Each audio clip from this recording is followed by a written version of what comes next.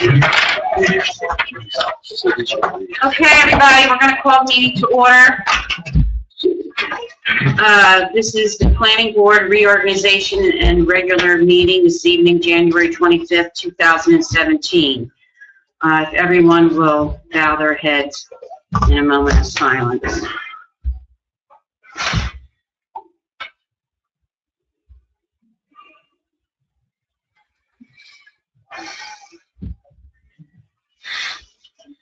You want to stand for the allegiance? I pledge allegiance to the flag of the United States of America, and to the republic for which it stands, one nation, under God, indivisible, with liberty and justice for all.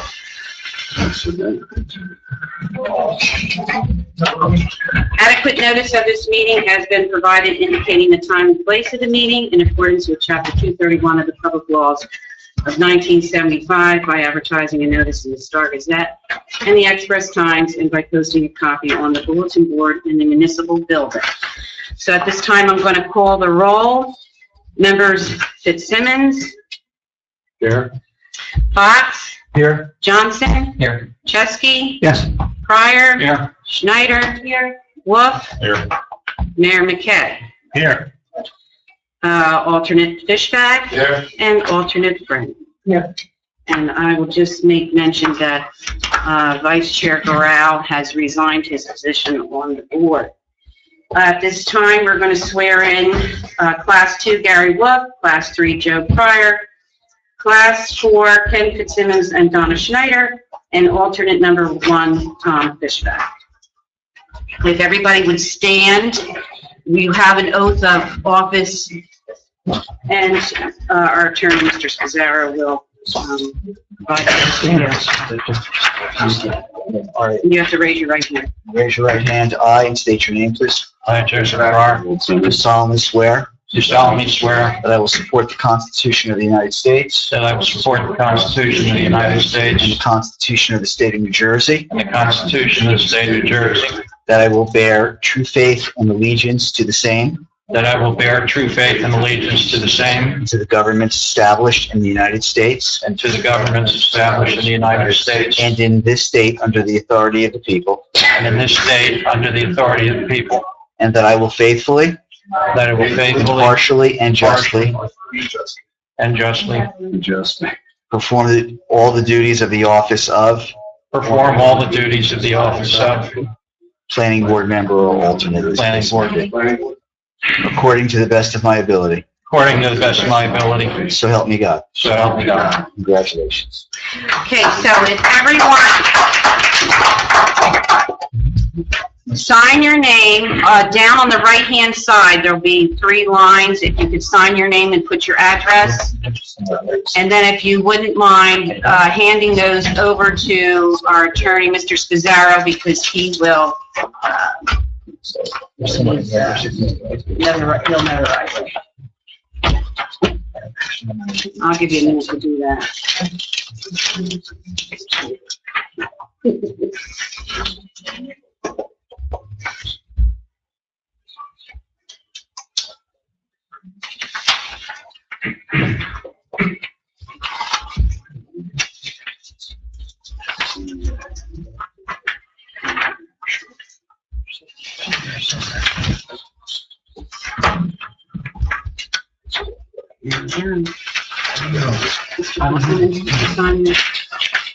Your oath. The one that you just, did you hold up the oath and make it? Yeah, the piece of paper there. No, that was just the, Oh, the packet? yeah. All right, well, you know what I'll do? I'll take care of yours at another time. Okay. Oh, actually, you know what? There's mine.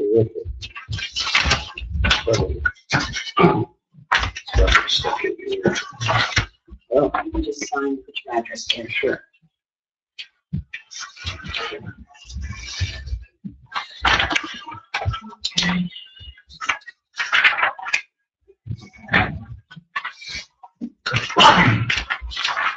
All right, the next order of business is the election of officers.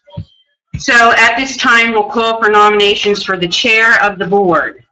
Are there any nominations? I nominate Eric Johnson. Okay, so that's Mr. Chesky.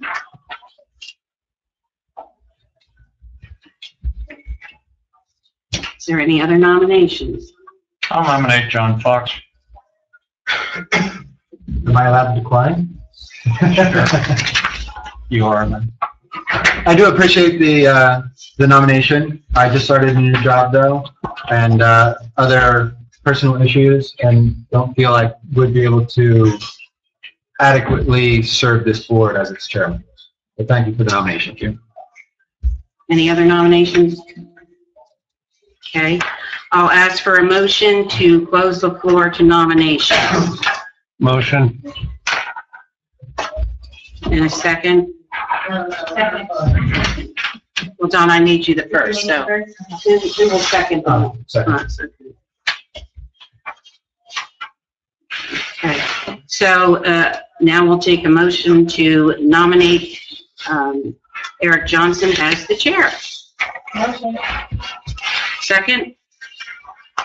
Second. Okay, all in favor? Aye. Okay. No. Nay. Thank you. All right, well, now we'll do the election of the vice chair. Do we have a motion to nominate a vice chairman? Motion. Or, I'm sorry, I said that wrong. Yeah, do you want to nominate a person? Sure, I'll nominate Peter Olszewski. Okay.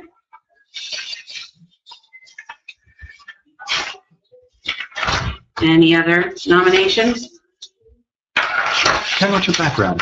Can we have a few new members on the ends here. Backgrounds and interests. Ladies first. He was ordering. Background and interest of working on the planning board. Yeah. Well, I was a council member for 2 years plus. I'm interested in the welfare of the town and the business coming into the town.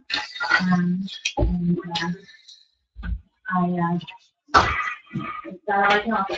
Okay. Ken, experience on boards or? Well, I've committees? been a member, I moved into the town in 2002. I have an aviation background and retired from the airlines, seeking to get back in part-time. And I want to become active in the community.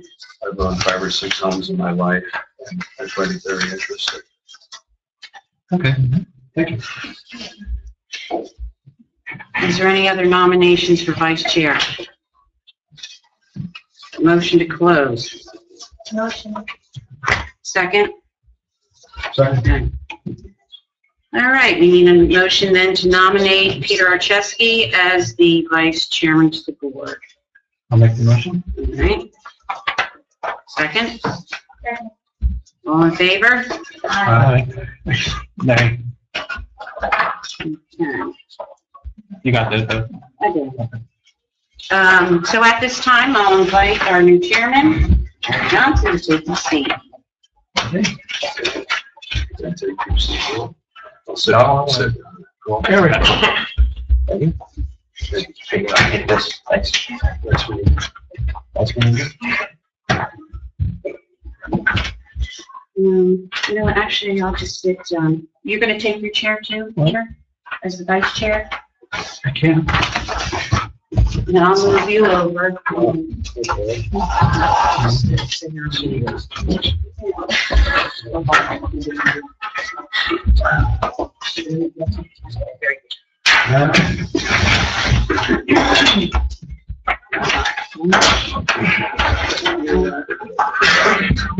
Pardon?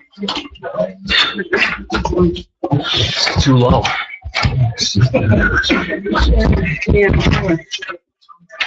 All right, so the next order of business is approving the annual meeting calendar, which I personally have not seen. Is this the typical calendar? It's in your packet, yes, it's the fourth Wednesday of every month, except for this, for May. I made it the 31st, only because I'm going to be out of town.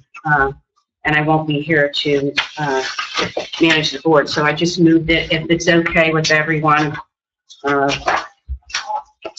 That's the only change. What date is that on? Is that still a Wednesday? It's the 31st. 31st of Wednesday? Yeah.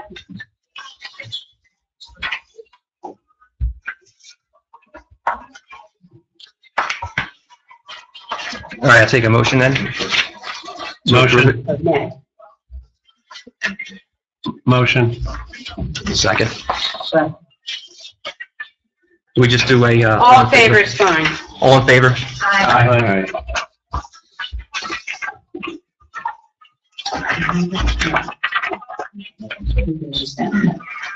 The next order of business is appointing the attorney.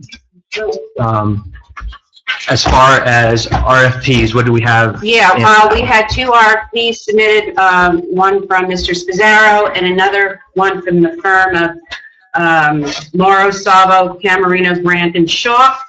I did place a call into Mr. Corsini, and they represent Larkin Associates, who has 4 or 5 open projects here in the town. And they also represent Larkin Associates with regard to our rent leveling board business. So I would think that they are conflicted out. You have an RFP in as well? Yes. Okay. I did not see your RFP. I just saw a letter of interest. Do we have the RFP in? Yes, Tony's, all his other documentation, we've had on file for a number of years. So his letter just outlines, what his rate of, his fees would be, which haven't changed. Okay, now, is the second RFP still in from the other company, or did they withdraw? They did not technically withdraw, although he did acknowledge that they would be conflicted. Are they present? They spoke to me and they're bowing out, they're not doing. Okay, then we'll take a motion for the attorney. I'll make that motion. I'll second it. Do we want to do, All in favor? all in favor is okay on this? All in favor? Aye. Congratulations. Next, we have George Ritter, the planner. I don't believe that there was any other RFPs, so I'll take a motion on that. I'll make the motion. Go ahead. Just ask a question. I think I spoke to Beth about it. Fees are staying the same as the last year, right? Yes. Okay, thank you. I have a motion. Member Fox, can I get a second? Second. Okay, all in favor? Aye. And our engineer, Mr. Disturbance, one and only RFP, correct? Yes, that's correct. Okay, so I'll take a motion. Make a motion? I'll second that motion. Okay, all in favor? Aye. Next order of business is... Thank you very much. Yes, congratulations, everybody. Congratulations. Adopt Robert's Rules of Order as basic guide for fair and orderly procedure in meetings, which I believe we do this consistently every year. So if there's we'll take the motion first, and if there's a discussion, we'll do that. Motion. Okay, second? Second. Okay, anybody, any discussion on this one? No? All in favor? Aye. We have old business approving minutes of October 26th and November 30th. We okay doing this together as one? Sure. There's gonna be, okay, so we'll do the first one, we'll do October 26th. Well, no, you can do both together. Okay, We just won't call on the new members. I'll make a note that we'll abstain then. okay, then we will do it together then. Sure. So I will take a motion for October 26th and November 30th to approve the minutes. I'll make the motion. Seconded? I think we'll go through, because there might be some abstains on this one. Can we go through I'll do a roll individually? call for Yeah, you. roll call. Members Fitzsimmons, Yeah. you'll say abstain. Oh, abstain. Fox, Approved, yes. Johnson, Yes. Chesky. October is okay, November, I will, so I'm Okay, staying. so you're going to abstain on November. Pryor, Yes. Schneider, you'll abstain. Wolf, Yes. Mayor McKay, Yes. Alternate Fishback, Abstain on October, yes on November. and Frank. Yes. Thank you.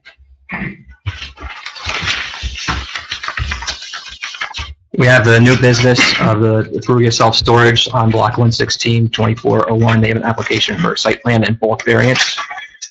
On that one, I took a couple look at the letters from our planner. I believe is our recommendation that this be deemed incomplete. Well, we should be brought up to date by, Okay. there was one issue that both Paul and I had pointed out in our letters, and that was basically getting a Highlands letter indicating consistency with the master plan. I understand the applicant has to report to the board on that.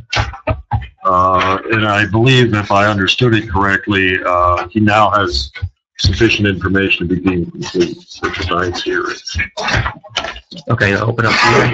Yeah, thank you, Mr. Chairman, members of the board. For the record, my name is Mark Peck. I'm an attorney here representing Perugia Associates on their application for the Lopatcong self-storage facility. And as the chairman indicated, before we can proceed with the public hearing, we do need a completeness determination. And in that regard, we were able to review Mr. Sturbitz's March 3rd review letter. There were a couple of items listed, and primarily, first and foremost, the Highlands consistency determination. We haven't received a formal letter from the Highlands, but we did receive an email from Christine Ross with the Highlands Council.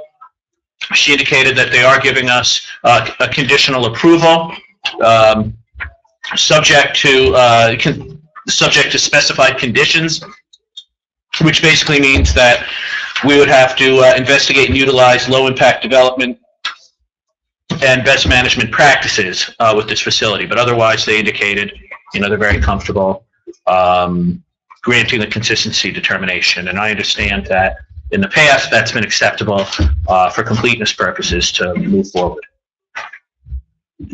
Yeah, I would agree. The email does clearly indicate that they feel it's consistent, and they're going to be identifying some conditions in the future and some future correspondence to the board. And the issues that Mr. Peck indicated will probably be the conditions. The applicant may have to assess whether to do some porous paving or something, something else on site to try to mitigate the impacts of the increase in stormwater. So I think, and there is some precedent here. We've had emails from the Highlands Council on previous applications that we've accepted as a consistency determination. Most recently with the buried plastics matter.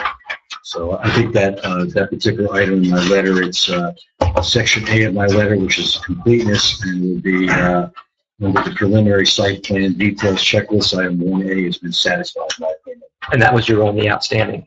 No, there's other items here that need to be addressed. There are other deficiencies that they either need to show proof that they've addressed, or they need to request relief in the form of a waiver from you. They also have some items that they requested on the checklist that they be waived. So we need to hear from Mr. Peck and his experts on that. And we need to go forward. But as far as completeness, that was your one item for that. And have you seen, I have not seen the email, I apologize. Yeah. Have you seen the email? Yes, yeah. The critical thing about the Highlands consistency determination is that they had not issued that email. It's automatically incomplete. You're not allowed to, based on the way that our petition is structured with the Highlands Council, we're not allowed to deem it to be complete. We're over that hurdle right now. Then we can look at all the other deficiencies that were addressed or identified in my letter, as well as some of the waivers they requested up front in the checklist, and see if we can come to a consensus on those. If we can, then we can deem the application to be complete tonight and start the hearing. So, Mr. Peck. Okay, and you have this, I have not seen this email. I'd like to see it. Sure. Let me pass it down to you. I can show it to you. And we've taken this email correspondence as acceptable before, so. Yeah, I have another, I actually have the buried plastic email, similar email, and I can show that to you.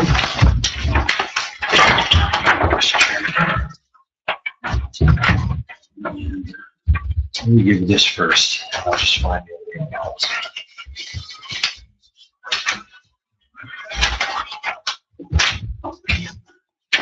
Here we go. And this is one that was issued in 2015 for Berry Plastics.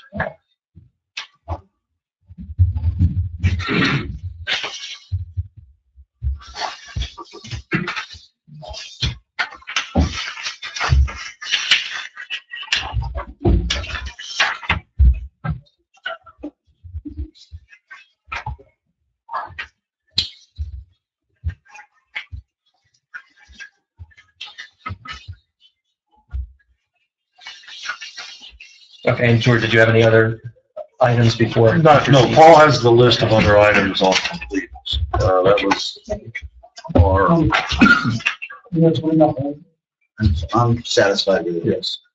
Does anybody else want to see these correspondences? No. But but your final site plan details checklist shows a list of deficiencies. Are you willing to discuss those in testimony and not in the completeness review? Well, we need to discuss them in completeness review. I think Mr. Peck is ready to do that. Just waiting for the right time. Yep, to so, Okay. step in. I thought you made a statement that you were willing to make them complete.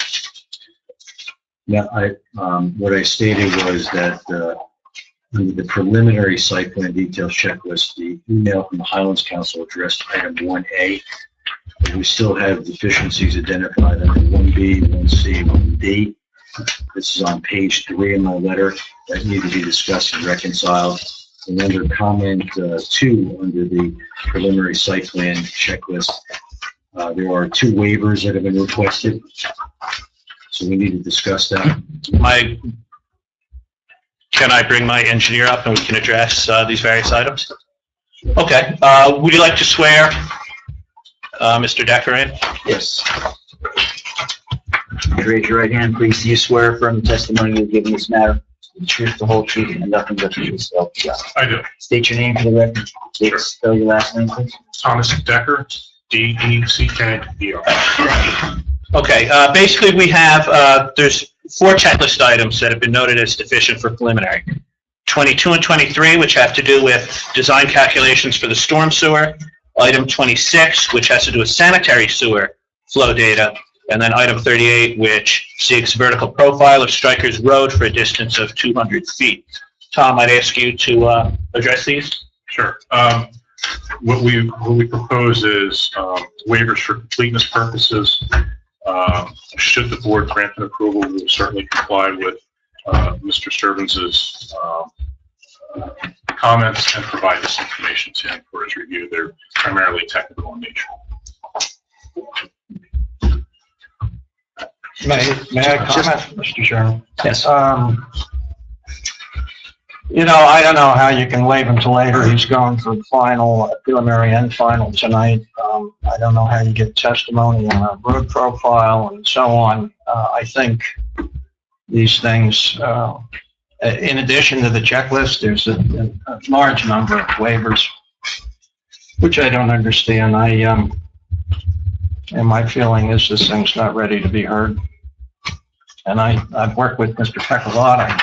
We always work together, but this application has a lot of things that haven't been addressed. Well, I think if we can explain a little further about, especially given the proposed use here, we're not discussing a manufacturing facility or multi-family residential development. But Tom, if you can address a little further, as to what kind of maybe storm sewer capacities there now. Certainly. Mr. Decker, excuse me, before we go further, perhaps your attorney can just qualify you as an expert. I think we know that you are, but the record needs to be complete. Go ahead. Okay. Mr. Decker, would you give the board the benefit of your educational background? Yes, I have a Bachelor's of Science in Civil Engineering from Rutgers University. I am licensed in the state of New Jersey as a professional engineer, have been for the past 24 years. I've appeared before numerous boards, planning and zoning boards.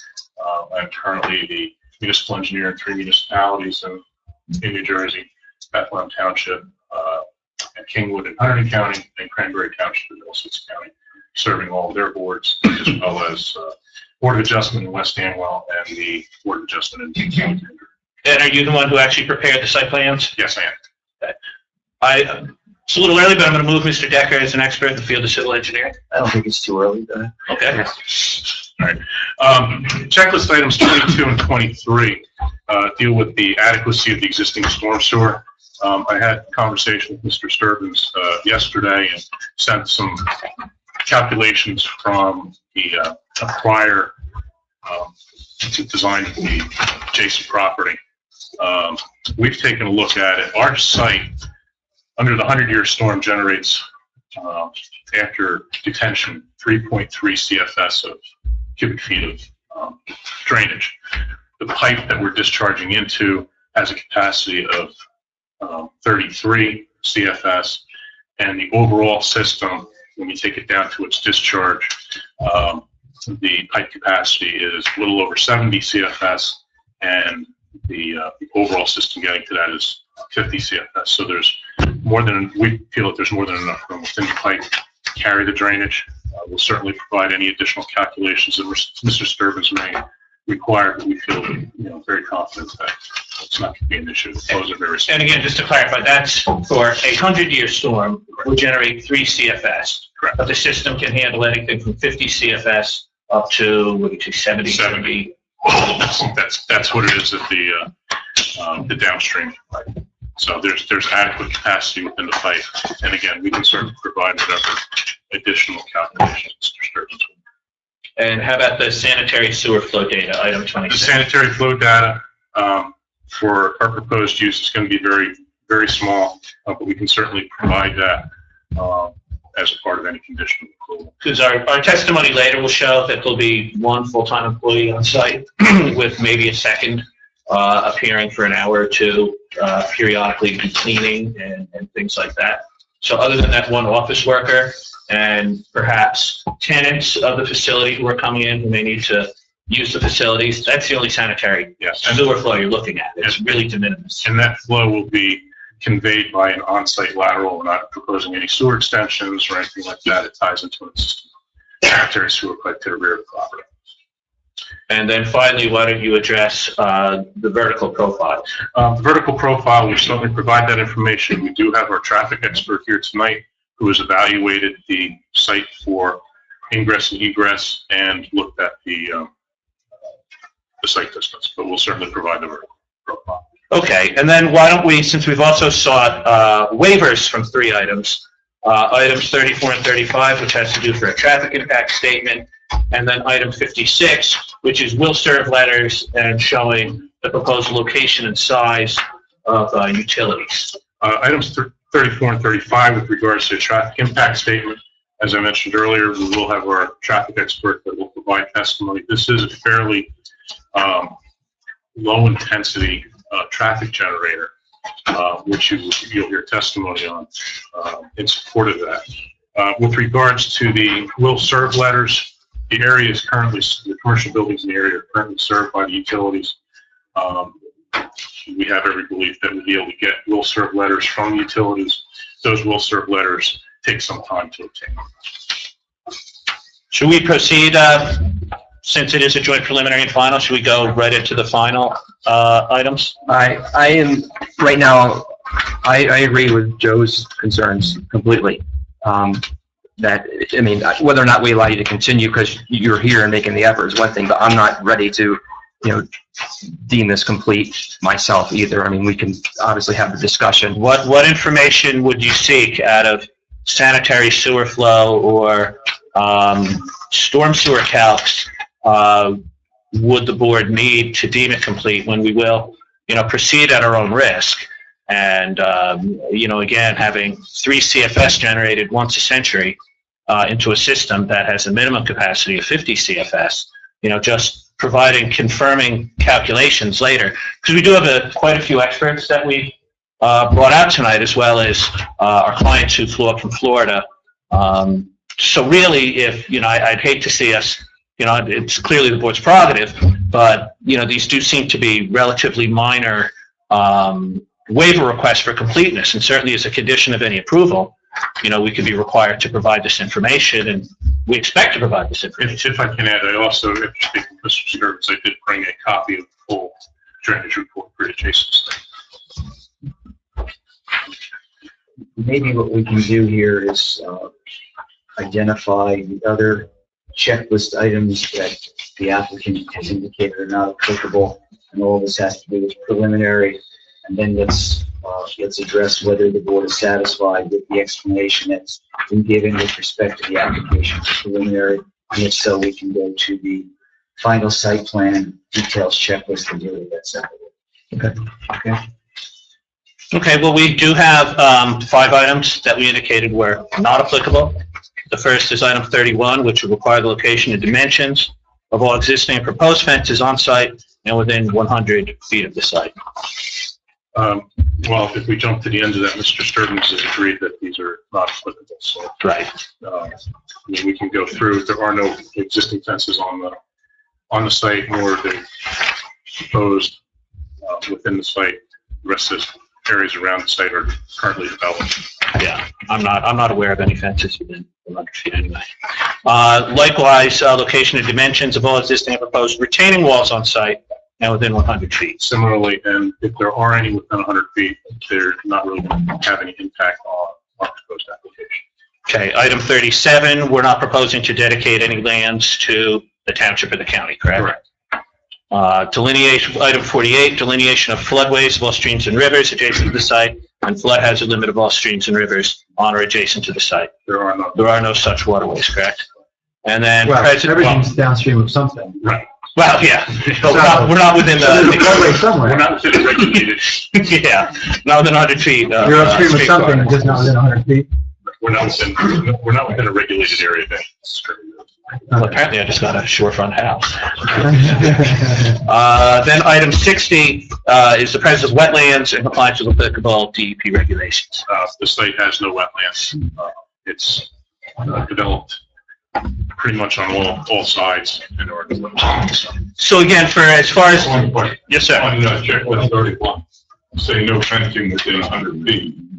Doesn't the child care have the fenced in area behind their properties? It likely does. One question. Yeah, play area. Play area. Again, it doesn't really have any impact on our site as far as. And I think you have to go to the parking lot first before you get to the play area. Yeah. So it may be further than 100 feet. Anyway, the location of that I did fence. notice, say, what, like, around the property. Okay. Yeah. I didn't know that. So, The presence of wetlands, you're not a wetlands delineated. I am not a wetland I'm expert. not, you know, However, they, I have a little trouble accepting a testimony on wetlands from somebody. well, I've walked the site, and based on my experience with wetlands, there are no wetlands on the site. I've been on a lot of projects that have been held up, so. You know, is there a larger scale area map? Because there is a stream, There's a stream further down on Baltimore. right, there's a stream that cuts across the road there. Do we know that distance? That's a dry stream. That's dry? Yeah. and that's got to be hundreds and hundreds of feet away.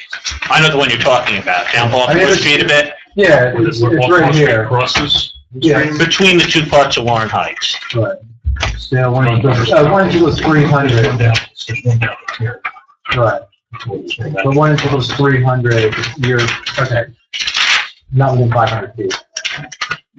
No, I wouldn't think. So, anyway, so again, on the application for preliminary site plan approval for completeness, we would request a waiver for completeness purposes, so actually a waiver, period, to be imposed as a condition of approval.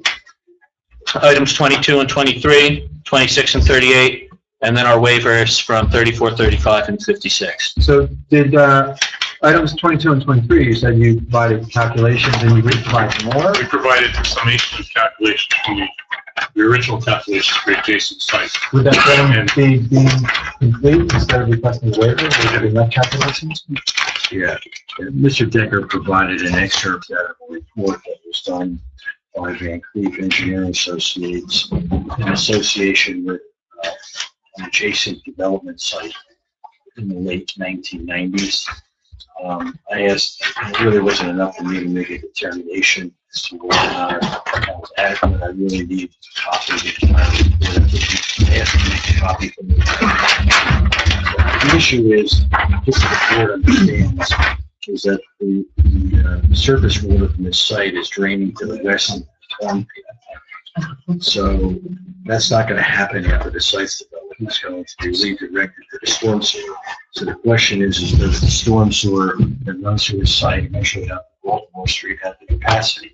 So we just need to see some sort of indication of that in the drainage report, that that's in fact the case. So that was the rest of the storm management report is in good order, honestly. So it's a good job designing that aspect of the project. So we just need that added to the report. So the board has to make a decision, are you willing to temporarily waive it tonight? Or do you want to see it before you deem it complete? You want to see it added to the report before you deem it complete next month. So that's the core issue. And there's a few other items here that we just discussed in our review letter under the completeness section that would be the same case. Oh, you just indicated the audit surveillance of you. Oh, I'm sorry. How much do I need to repeat? No. I apologize. Let me just start from the beginning again. What I explained is that the surface water on this site in the existing condition drains to the west into the farm property to the west. Under the proposed condition, the applicant's proposal is to actually take the water from the site and have it discharge into a piping system that crosses the site, that eventually goes out to Baltimore Street and runs in Baltimore Street in a westward manner all the way to a bridge that was built as part of the Baltimore Street extension probably about 15 years ago. So the ordinance requires that there be some sort of addressment of the adequacy of the downstream facilities to accept the water. So we're redirecting the water to the Baltimore Street system. So the question is, does it have capacity to handle that? So that's the one area of Mr. Decker's report that needs to be addressed. Everything else actually is in very good order, as I just indicated in this drainage report. So the question for the board is, are you willing to waive that for the purposes of completeness tonight so that they can begin their presentation, or do you want to see that formally added to the drainage report before you deem it complete? Well, are you comfortable proceeding with the information that we've presented and with what's missing right now? I actually have a compromise position really for the board, and obviously it's completely up to the board, is for the purposes of completeness waiving these items, but the board would not take a vote tonight, and your engineer would revise the plans in the drainage report for the next meeting, so that all these things under completeness would be addressed in the revised plans for the next meeting. So, which would have, if the board deemed it incomplete, it would have to be done that way anyway. So that might be a compromise way, since this applicant brought a lot of experts here tonight. We could begin the public hearing again, no vote, and they would, with that understanding, and they would have to revise all the documents to address George's comments and my comments for the next meeting. And then hopefully a lot of these things are cleaned up at the next meeting. All along those lines with no vote, I mean, they're trying to get final site plan approval as well. And to me, you have to bifurcate the process at this point. I see things like affidavit of owner and other parties of interest. The site plan is submitted with their knowledge. When was that provided? That's done now? There were some email correspondences on that issue that involved Mr. Spicaro and myself to try to address that issue. I think we should ask Mr. Spicaro if he was satisfied with what was presented in the If I email. can interrupt as well, the owner's here. He can testify on the record that he consents to this application. But the owner was an LLC. Correct, but we have the sole member of the LLC. I asked that question last night and I didn't get a response. Well, I was looking for confirming information last night when I received your email, and I did not receive it until tonight.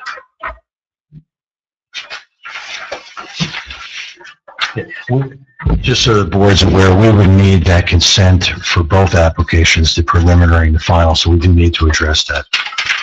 Yeah, I don't know. So these things weren't that hard to provide.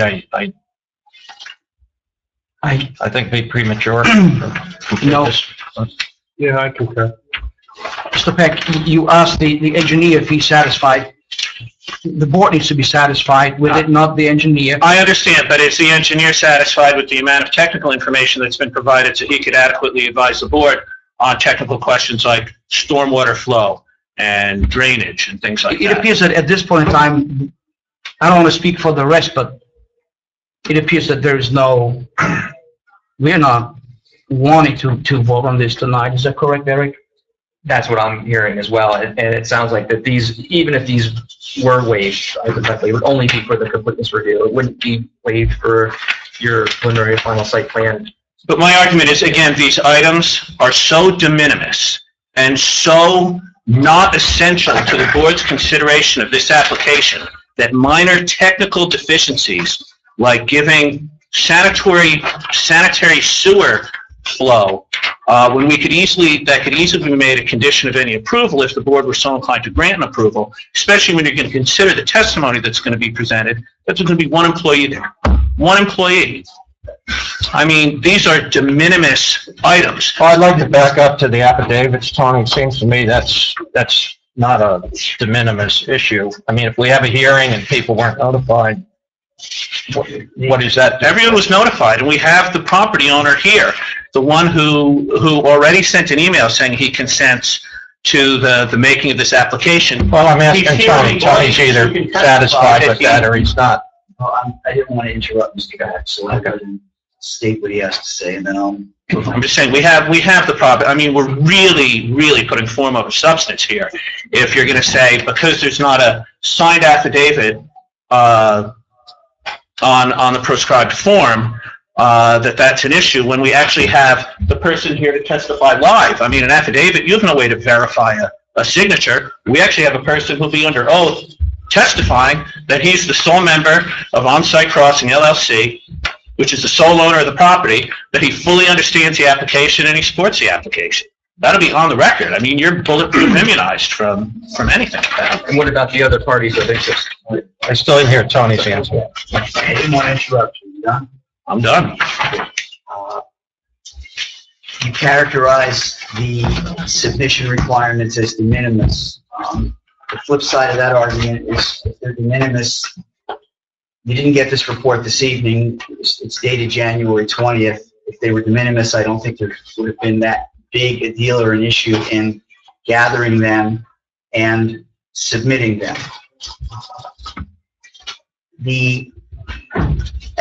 As to the affidavit of ownership, again, you're right. It is a form, but it is a form that is easily executed. We put on notice of it 5 days ago that we needed that affidavit. You're also asking that these be waived, not just for purposes of completeness, but you're indicating that you want these waived and want them a condition of approval, which is different than, we don't have it, we didn't submit it to you before the hearing started, but we're prepared to address each and every one of these issues during the course of the hearing. You're not saying that. You're saying we want to be able to address that after you take action for it. And I think that pushes the envelope quite a bit. I know, I understand that Mr. Angelieri is the principal of the owner. Is that correct? Mr. Angelieri, you're here? Yes. Why don't you come up for a second, please?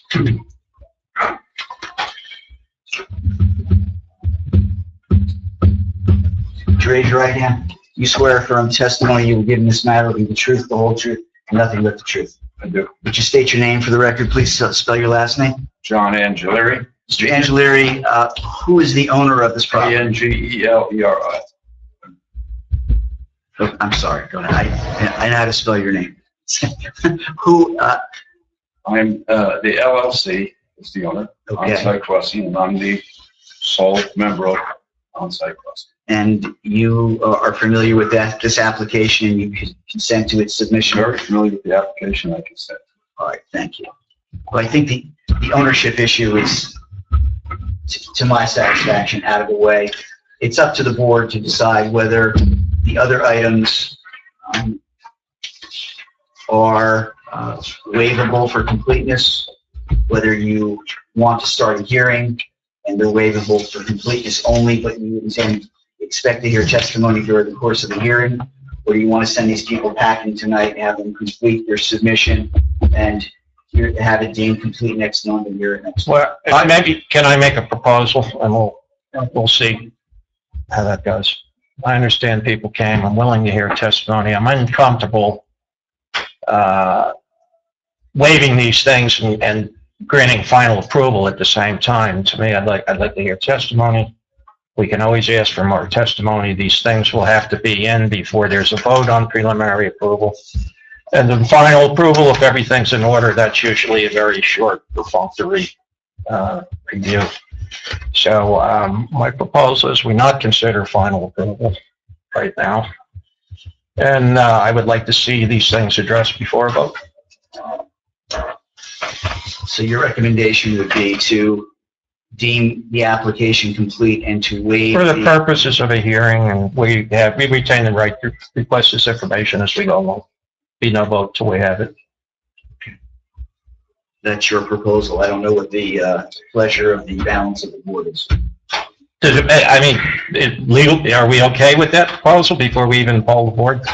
Yes. You're okay with it? Yes, because you're making it clear that you're not waiving this for purposes of that would lead to conditions of approval. You're just agreeing to start the hearing now. Yes. And that during the course of the hearing, they would have to produce testimony or Or documentation. prior to a vote, prior to the hearing being concluded.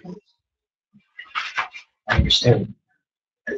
Is it legal? Is it proper? Yes. Is it within your discretion to do that? Yes. So I think at this point, unless there's further discussion, the motion on the floor is to deem it complete, just to proceed with the expert testimony. And there'll be no vote tonight. Yeah, I guess Tony can determine how to frame the motion. You got my idea though, right? Waived for completeness purposes only, and that the applicant would be expected to address the completeness items during the course of the hearing before any action is taken on the application. And this is only for the preliminary. Only for preliminary. Plan. So you're deeming the application for final major site plan to be incomplete tonight. Okay. That should be the motion. Correct. Are we good with the motion? Is Mr. Member Pryor making that motion? I am making that motion. And would like a second? Okay, Mr. Fitzsimmons will second that motion, and I'll roll call. Members Fitzsimmons, Yes. Fox, And this is for completeness of preliminary site plan approval. Yeah, they all came up here, their testimony. Yes. It's just as they stated. Okay.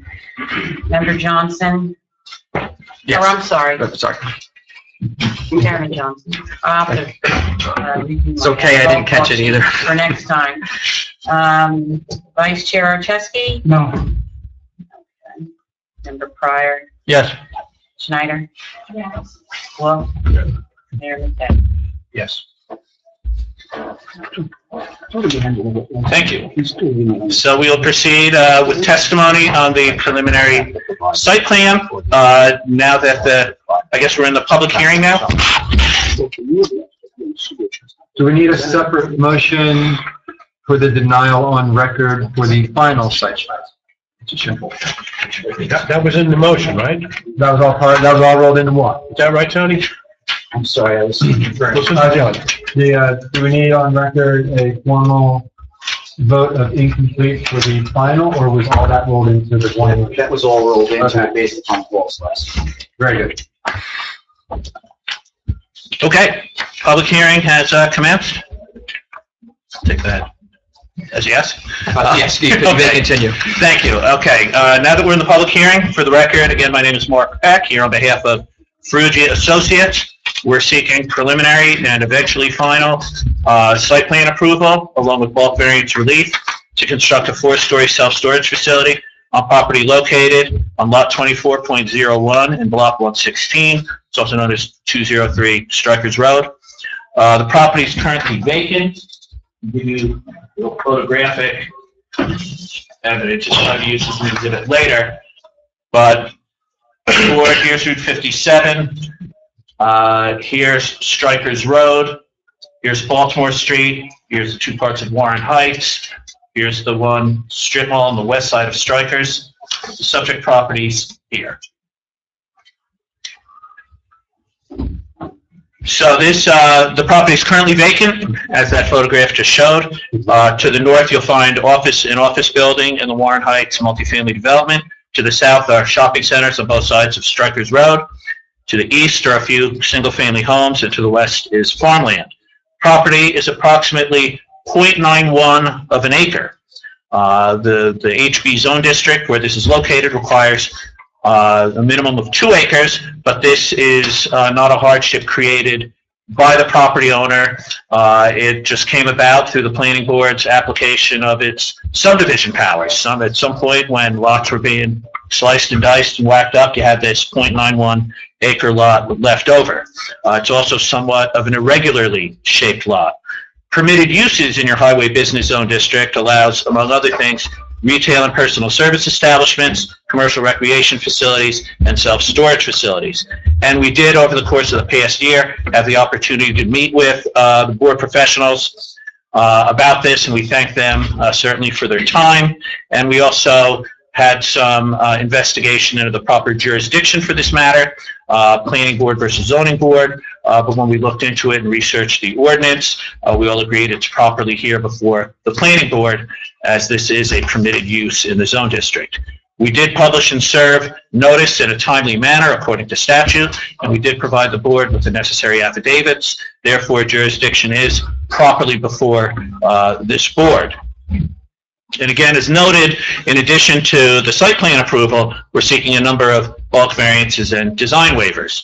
The first variance we're seeking is for lot area. And again, this is to permit construction on a 0.91 acre parcel in a zone where there's a 2 acre minimum. But this is an existing condition. And again, it was this substandard lot was created ultimately by the planning board. We have requesting variances for side yard setbacks to allow a side yard of 10 feet where 50 foot is the minimum required, and for both side yards to have a 25.6 foot combined setback where 100 feet is required. And again, you'll hear through the testimony we're going to present, there's really no economically feasible way to build on this property, given its irregular shape and the lot size, without encroaching on the setbacks. We're also seeking a variance for building height, which is sort of a misnomer because we're actually within the permitted height of 45 feet. We're coming in at 44.6 feet, but we are seeking 4 stories in the facility rather where 3 is the maximum permitted. So even though it's a building height, it's really a number of stories. We're also finally seeking a waiver, a variance for the landscape buffer. You require 25-foot landscape buffer for non-street frontages, and we're seeking a variance from that requirement. We're also seeking 2 design waivers, and again, we're going to have testimony supporting not only these variances, but the design waivers. First design waiver for parking. We're proposing 18 spaces, and our testimony is going to show that the 18 spaces is probably overkill, and we could get by with 8 or 9, but right now we're providing 18 spaces. If you consider this a warehouse use, the calculations would show a need of 40 spaces, but we're seeking a waiver from that. And also the off-street loading, we're seeking a design waiver according to your ordinance. A loading berth is supposed to be 55 feet long and 12 feet wide. We're proposing 33 feet long and 18 foot wide. So we're going to need a waiver for length. But again, as the testimony is going to show, we're not going to have any tractor trailers coming in that would require a 55-foot long loading berth. We'll have in the lease documents, the contracts, that only box trucks would be permitted. So we think that size is more than adequate. We have reviewed Paul Sturbins's letter of January 20th and George Ritter's letter of January 17th. And, you know, as the testimony is going to show, we accept pretty much everything contained therein. And again, thank you both for your assistance. We do have a number of witnesses, and I appreciate the opportunity to present this testimony tonight, because some people have come a long way. We have Mr. Angelieri with On-Site Crossing. You've already heard from him, so a lot of his testimony is already complete. We have Tom Decker, who you've also heard from, who'll lead you through the site plans. We have Bob Ferrugia, who's a principal with Ferrugia Associates, the developer. He'll testify as to some of the background and the interior of the self-storage facility, how many units, you know, why you need 4 floors, that sort of thing. We have Doug Poliniak from Dolan Dean. He's our traffic engineer. We have Richard Montefort with RPM Consulting. He's an expert in self-storage facilities, and he'll testify as to self-storage facilities in general and how they compare to here, and, you know, why it's a viable and reasonable proposal for this location. And finally, we have Eric Snyder, our planner, who will provide a basis for the variances. So I don't know if you want to just have a group swearing in or take them as they come. I can swear everyone in at one time, and it's your case to present. I just don't know if we'll get through all those witnesses tonight. Correct. Because we're going to say 8 o'clock, we're going to stop at 10. And you mentioned that some people have traveled considerable distance to get here. With that in mind, it's your case to put on in the order in which you want to put it on, but you may want to consider who you wish to put on first, so that those people, Sure, don't have to unless come they're back. inclined not to come back, won't have to come back. Understood, appreciate it. Like, good, some of these people are experts, right? So we would have to hear their background. I don't know how that works, trying to do a group. Well, they can just be sworn in. Yeah, they can be sworn in that they're going to be truthfully testifying. Whether accepted as experts. Exactly. Okay, yeah, do that. So with that in mind, Get the gang up.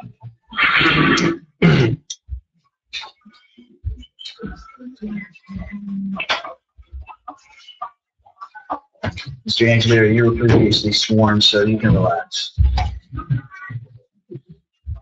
Would you all raise your, and Mr. Decker also, would you raise your right hand, please?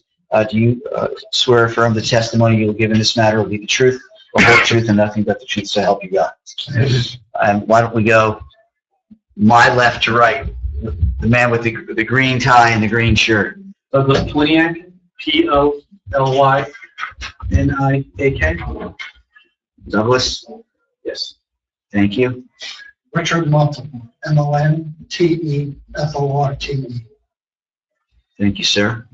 Robert Ferrugia, F-E-R-R-U-G-G-I-A. Thank you. Eric Snyder. Mr. Snyder, it's nice to see you.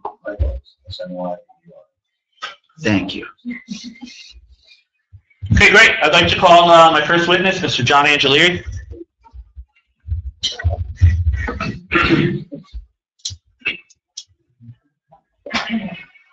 John, you've been sworn. I'm going to be brief with you. I just want to get a little background information for the board. So, again, as you testified before, you are the sole member of On-Site Crossing LLC, correct? Correct. And you own the property located at 203 Strikers Road? I do. The subject of this application? Yes. How long has On-Site Crossing owned the property? Since about 2002. And since you've owned that property, have you tried to sell the property? Yes. And what has resulted from your efforts?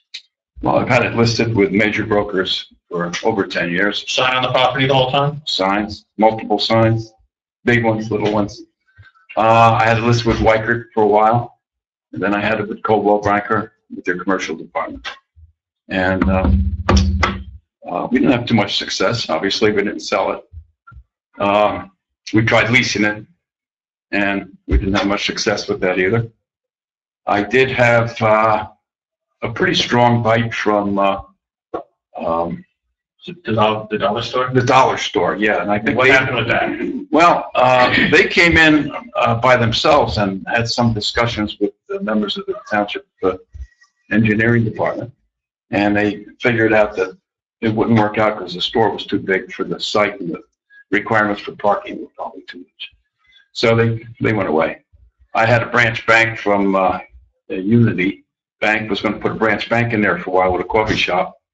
But when the market turned, they changed their mind and disappeared. I had a daycare center want to come in, but that had the daycare center right next door. And I kind of thought it'd be too much competition. So that's really, That's about it. really it. And Other that than brings us that, up to date. And then Mr. Ferrugia came along, and I've been dealing with him for 35, 40 years. And, many deals together. I've sold him property. He's built houses. And we were looking at the site, thinking about building something on it. And he looked at it, and he said, well, we don't want to build any apartments here or anything because there are too many already, and that would be a great spot for possibly a storage facility. And that's how we got to this point. have any of the neighboring property owners ever approached you to purchase this property? No. Okay, so basically you had some nibbles from a child care center, a drive-through bank, and dollar store. Will be much more traffic intensive and intensive use of the property than Yes. what's common. Then the car wash and stuff like that, but I didn't want to get involved with it. Okay, well, thank you very much. I don't know if any questions, board has questions? Nope. Okay, No, thanks. thank you. Let's call Mr. Decker.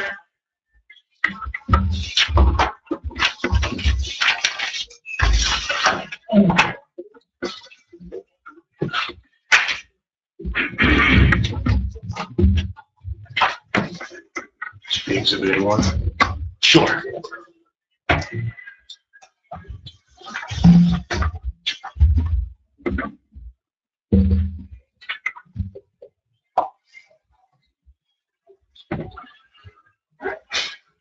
Okay, Mr. Decker, you've been sworn in, but we have to get you qualified as an expert. Actually, he was qualified as an expert. Yes, he was. So, okay, well, this is great. So, you've been qualified as an expert in the field of civil engineering. Did you prepare the site plans for this project? Yes, I did. And I'll just ask you really to lead the board through the plans, what's proposed, and why. Certainly. The site is located on Strikers Road. Hopefully I'm speaking loud enough for the audience. Okay. It's located along Strikers Road, just before Baltimore Street to the north. There's a small infill lot between a shopping center to the south and daycare facility to the north. The site slopes from Strikers Road to the rear. There's currently a drainage easement which crosses the property to the rear, serving the shopping center to the south. There are two pipes in that system. One is a bypass pipe for the drainage along the Strikers Road. The other is a pipe which services the shopping center and pipes it to a detention basin on the other side of Baltimore Street. That's why we have two parallel pipes running back there. We're tying into the pipe that is the Striker Road bypass. I've been to the site. The site currently has extended trees along the northern border. Many of those trees are on the adjacent property. There is a row of arborvitae along the parking area for the shopping center to the south. And there's an existing curb cut, if you will, depressed curb in the general location where we're going to be proposing the driveway. There are no wetlands on the site based on our observation. What we're proposing is a 4-story, 44.6 foot high self-storage building having a total square footage of 31,600 square feet. That's 7,900 square feet per floor for each floor. In support of that, we're proposing 18 parking spaces within the frontage. And you'll hear testimony from our self-storage expert and our traffic expert that really this type of use could be supported by 9 or fewer parking spaces. We're proposing 18 with aisle down the middle 9 spaces adjacent to the building, 9 spaces fronting on Strikers Road. Should the parking be reduced, or if there's a determination after the other testimony that less parking is required, we could certainly land bank the parking adjacent to Strikers Road to minimize impervious and so forth. Land banking meaning that we'd reserve that area for parking in the future if it's needed, but it would not be built until such time. Adjacent to the building, we have a trash enclosure. That trash enclosure is served by our loading area. That's the loading area that was referred to earlier as requiring a variance or design waiver, depending on section of the ordinance. We have done our truck turning movements, which are part of the site plans as submitted to the board, and we can adequately get a garbage truck in and out of the site utilizing that. Along with the garbage truck, we can also get a typical box truck to also access, which was discussed earlier with regards to access, and then that will be a restriction within the lease for each tenant. We are proposing landscaping. In speaking with your professionals, there was a concern that we beef up as much as we can the buffer plantings along the northern property line, which we have, again, because of the shape and size of the site. So as you can see, it tapers to the rear, and we have very limited area to get much of a buffer in there. But we've proposed landscaping to supplement the existing trees that are already there. We provided landscaping along the front, some foundation plantings, and there were a number of comments within the engineer's report with regards to tree size, spacing, and so forth, and we'll comply with that. As far as drainage, this site is located within the carbon district, so we have done a geotech study on it. That report has been submitted to the board. Mr. Servants had one comment, which we will comply with in his report. Stormwater management is being handled with a surface detention basin to the rear of the site. Because we're in the carbon district, we cannot provide groundwater recharge, because by introducing water into the ground, we could upset the limestone and create sinkholes. This is permitted by the state and the highways particularly. So what this will be is this will be a lined basin. So we'll have an impervious liner in it with topsoil and so forth on top of that to provide water quality treatment and so forth without allowing the intrusion of water into the bedrock. That is essentially the site. Okay, now, we'll address the parking through other witnesses, but the loading dock that's proposed is 33 feet in length versus the 55 that's required by ordinance. Correct.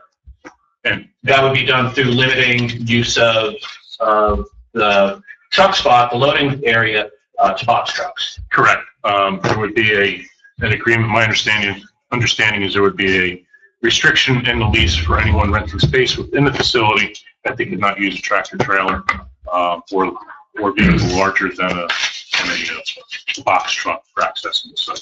Okay, can you speak to the absence of a 25-foot landscape buffer on the property?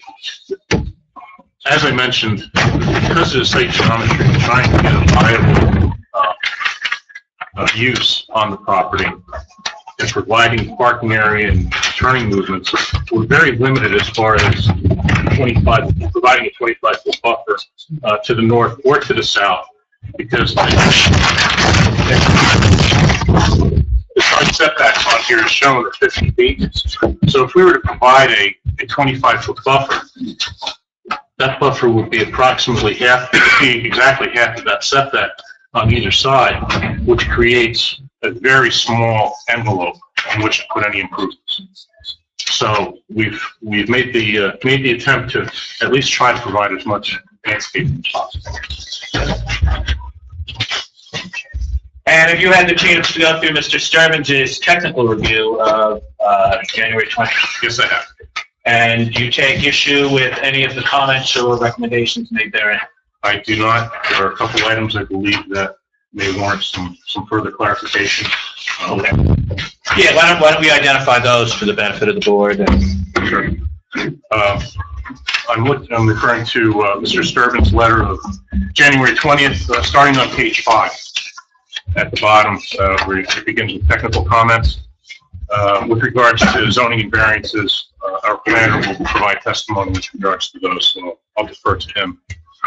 Item 2.01, we agree to comply with the Mr. Sturban's comment, and if the board pleases, as I see, if we have blocks of items, I'll just say we'll comply with items X through whatever, unless you want me to get into Decker, I think the only items you need to address would be those comments where Mr. Sturban indicates that testimony may be necessary or an explanation may be necessary. Okay.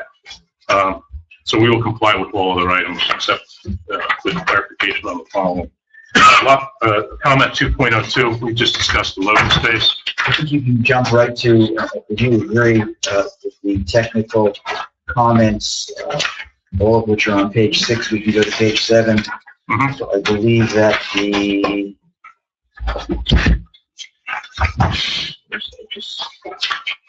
bottom of page 8, 3.13, I believe, is the first comment where Mr. Sturban's requesting testimony. Yes. Why don't you address that? If you could? Certainly. The question is related to how the detention basin to the rear of the property will be accessed for maintenance. There is a 10-foot wide separation between the property line to the south and the building. This is a very small basin. It's probably, generally maybe about 2,500 square feet in area. Access for the maintenance will consist primarily of your typical landscape equipment to get back there, maintain the, mow the lawn, clean out the outlet structure and so forth. And we will adjust landscaping to the front to allow clear passage of maintenance equipment to the rear, access that basin. The only other comment that warrants some testimony is 4.05. That's towards the top of page 10. Yes, I believe the testimony with regards to lighting will be by another expert. For the record, I believe that Mr. Peck indicated this in his preliminary comments that all the technical items contained in Mr. Sturban's report beginning on page 5 to the end on page 12 will be addressed. Yes. Thank you. Yeah. That's great. Does the board have any questions for this witness?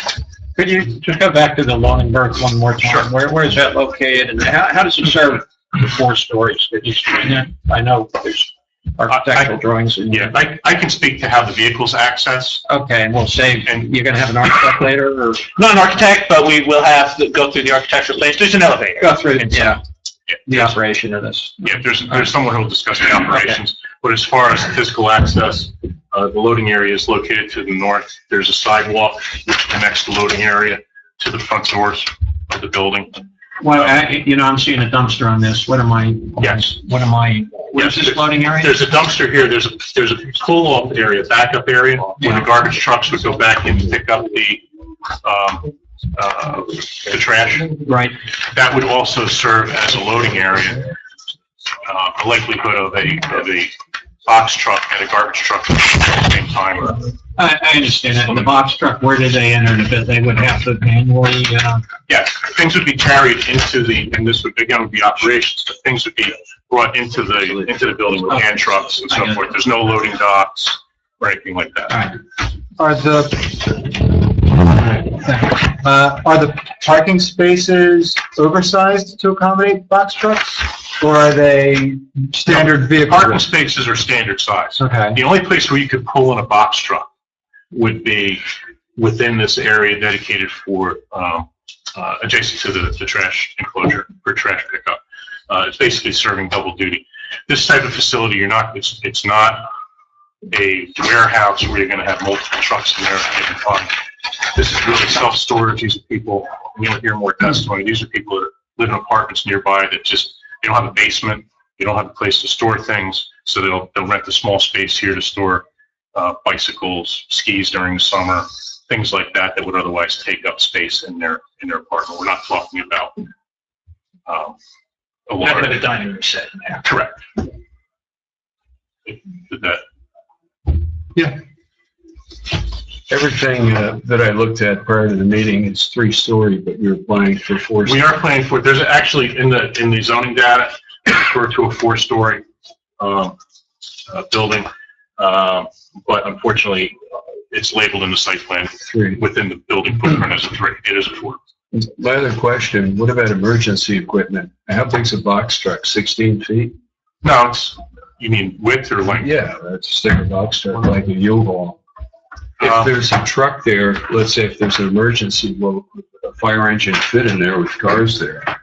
That's one of my questions, or would they have to access the building through the shopping mall to the south? That might be more of a question for our traffic consultant to address.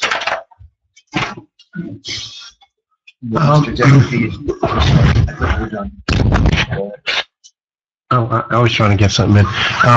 The geotechnical issues and the borings, this is not very far from a place there have been several sinkholes. I would have to ask Paul if the borings and the testing that's been done is adequate in his mind, given that fact. More testing is required to comply with our ordinance. Yeah, I see that. There was testing done, but more test holes are required to comply with our ordinance. We did hit recusal in a few areas when we were doing our test course, but we certainly agree to comply with Mr. Turbin's comments, which I believe require additional borings before we go to construction. Would be prudent. And we would also have provisions, which was another comment in Mr. Servants' report, with regards to mitigation for carbonated areas and so forth if we run into any type of sinkhole areas or anything like that. There were comments in Mr. Sturban's report. I forget exactly which one it was, but we'll comply with that. Now, with respect to trees and the tree ordinance, Paul, who is it that monitors how many trees came down and how many have to go back up to comply with the ordinance? That particular issue is looked at by both George and I in our review letters. And there are standards for as far as how many trees have to be placed in the event of removals that take place on a site. I mean, does someone go in and count them, or how do you do that? There could be some counting if the trees are specifically delineated on the plan, individual trees. We have no trees are to be removed. In this case, there's not a lot of individual trees on the site, with the exception of the area along the northerly boundary. Yeah. Really no specimen trees that I would.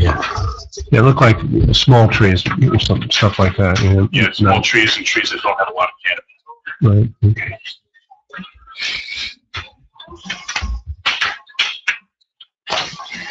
Mary, and one of the comments I had in the review letter was it pointed out a number of sections of the ordinance that relate to the site having to do with landscaping. And so the applicant at some point is going to have to testify. Actually, what we asked the applicant's engineer to do was to actually add information to the plan to indicate compliance with these various standards. And if some of them are not being complied with, there has to be a request for a design waiver. There are, I'm glad Mr. Turbin's brought it up, item 4.07 in his review cited 4 sections of the Township ordinance with regards to requirements within the parking area, plantings and so forth. And I've taken a look at those sections, and the first two sections cited, 243-49G2 and 243-49G5, relate to islands within the parking lot. There's a requirement in the township ordinance that requires 100 square feet of open space for every parking space within the parking lot. So we have 18 parking spaces with 100 square feet per space. We need 1,800 square feet. We're talking about an 18-space parking lot with 9 spaces on each side. We're not talking about a very large parking lot where we have the ability to put in islands between parking spaces to break up the parking lot. Typically, you would do that when you have 20 spaces in a row, 30 spaces in a row. You put in an island to break that up. We only have 9, and we provided landscaping on both ends and along the easterly border of the parking. So we would ask for a waiver from that, because to put in an island would mean eliminating parking spaces that, unless the board agrees that we don't need. These other 9, they can be land banked. We don't have the room today.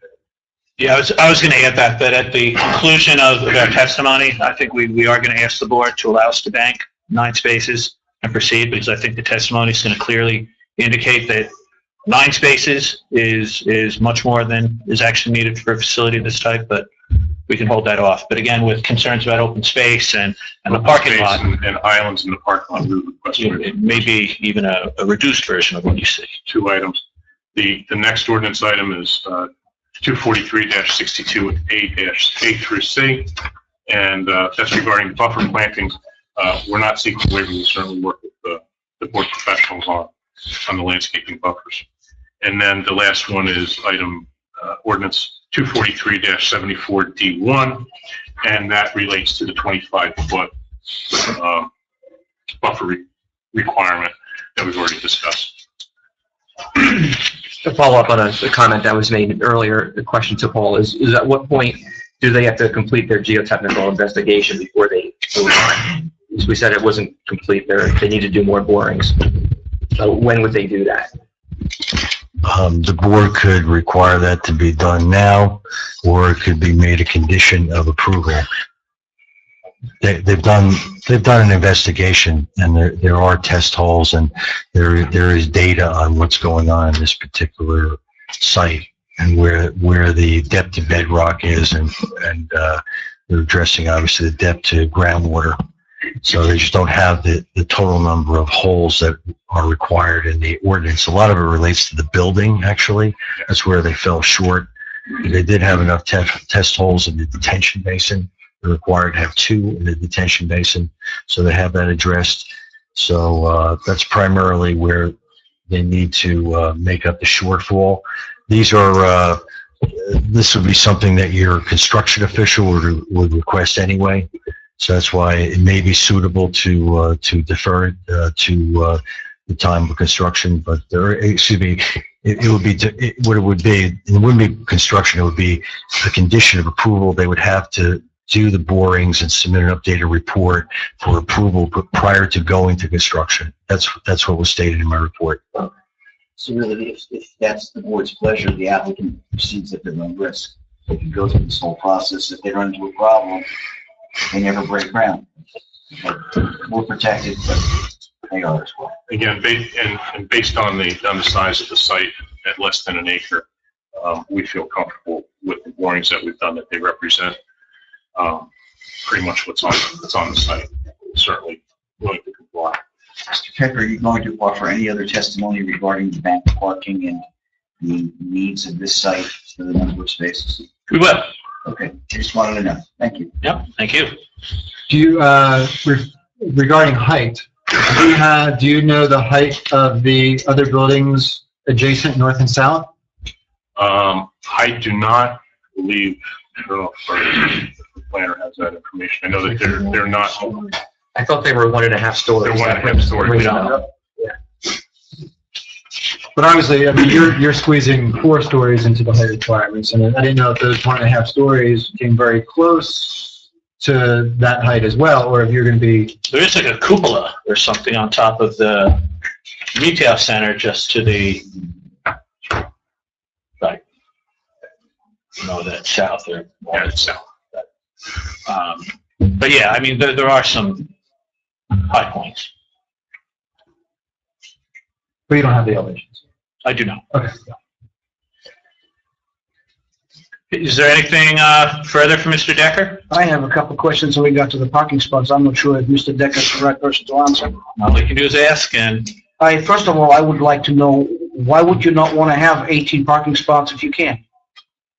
I think that's going to be operations, but if we don't need parking spaces, rather than putting in additional impervious on the site and reducing the impervious, help with, as far as keeping this open, your parking lot would then be viewed a little bit further back from the road. If we don't need it, it may address some of the green comments that the Highlands has raised in their. But you're looking for a waiver to have the parking spots of the property project closer to the street, right? So if you don't need the parking spots, why not just build it back and we don't have to worry about the waiver first? Another issue is, in one sentence, you say that you cannot build the islands because you don't have enough space, but then you're willing to not have, I mean, you could break this down in four lots each with an island in the middle. We could. When we prepared the plan, the ordinance would require for a warehouse of 40 spaces of this size. So we're already seeking relief from the 40 spaces, and which is why we provide the 18. We're prepared to construct the 18. That's what we proposed, but we were trying to maximize and get as close to the 40 as required. You'll hear testimony from the fellow who's involved in operations and so forth, and familiar with this, that will support that we don't necessarily need the 18 spaces. At that point, it's really up to, I believe, the board as to whether we reduce that amount or not. Okay. I also, how realistic is it that there not ever be 2 box trucks, large box trucks at the same time? we'll have testimony on that. Okay. Thank you. Mr. Chairman, is the public going to have the opportunity to question this witness? Certainly. Yes, do we want to do it at the end, or do we want Well, to? I know if he's going to be, usually they get the witnesses and then you can, they can submit testimony at the end, but then we'll just questions. Then we can do it. We'll break it up so that each witness can get questions from the public. Yeah. So we're going to now open it to public comment for this witness. And it's not comment, it's questions again. Oh, so not comment, just question. Okay. So public questions on this witness here. Yes.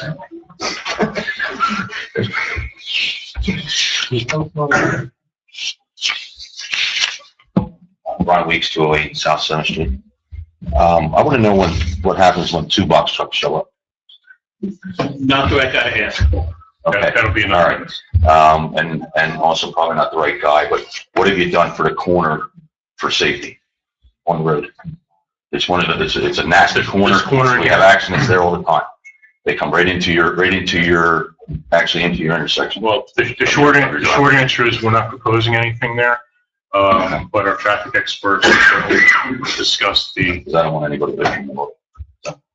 All right. And I just want to clarify, George, you want? No, just because it has been mentioned a few times, and just want to, there's no warehousing, right? It's self-storage. It's self-storage, not warehousing, it's self-storage. Correct. It's self-storage. All right, and just for the record, because it is mentioned here, because you said you walked the property and you noticed no wetlands, you're not an expert on. I'm not a wetland expert. Okay, just for the record, you're not a wetland expert. Correct. Thank you.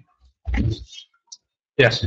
My name is John Betts, and I just want to emphasize what's going to happen at Baltimore Stryker Road intersection. There's coming back from malls, you turn left on the Baltimore Street. Coming out of Baltimore Street, you turn right. It's major access to many people in Lopatcong on that side. Getting to the malls way across Stryker Road on the other side. Very, very difficult to negotiate now. Baltimore and Stryker, very difficult. And the addition of additional traffic and closeness of the entryways to other entryways may cause some problems. So if the traffic expert could address that, please.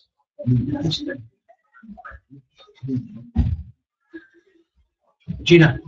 Oh, yes.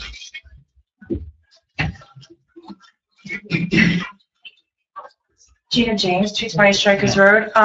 Question number one, is there going to be any outdoor storage areas? No.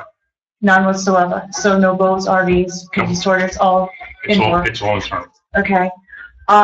Secondly, is there any condition as to how this is going to impact the residents who live directly across from your entrance and exit to the facility that you're proposing? There's driveways that are literally right there. And again, going on the same lines, I live right that corner as well. There's major accidents there. So safety, again, we should probably address that traffic. There'll be testimony on trip generation that'll show that there's maybe one trip an hour, but we'll have the testimony presented later. Okay. Next, how about floor heights? What is the height, dimensions of each floor? I believe. We'll go through the architectural plans of it. Okay, so that means the sprinklers and so forth will all be included in that as well? That's for Okay, another expert. okay. I think that's it. Thank you. Thank you. And that is probably also for another person. Since it's a self-storage facility, that means probably lit. Who's handling that? You? Lighting? The lighting? Yeah. Yes, well, I can address what we have as far as site lighting. There are building-mounted lights, and then there are also, there's a freestanding light for the parking lot. We've satisfied the coverage with regards to required foot candles on the parking area. Mr. Sturbins had a couple comments with regards to the type of fixture and temperature and so forth. But we'll certainly comply with them. Since people are able to access their storage facility usually 365, 24/7, that means the property is lit the whole year round? That's not true. That's not going to be the hours of our operation, and we'll provide testimony Okay, about that. Thank you. Any more questions from the public? All right, looks like we can close Very good. and move on to our next witness. Decker will be in the audience if any further questions arise. Next, I'd like to call Mr. Robert Ferrugia.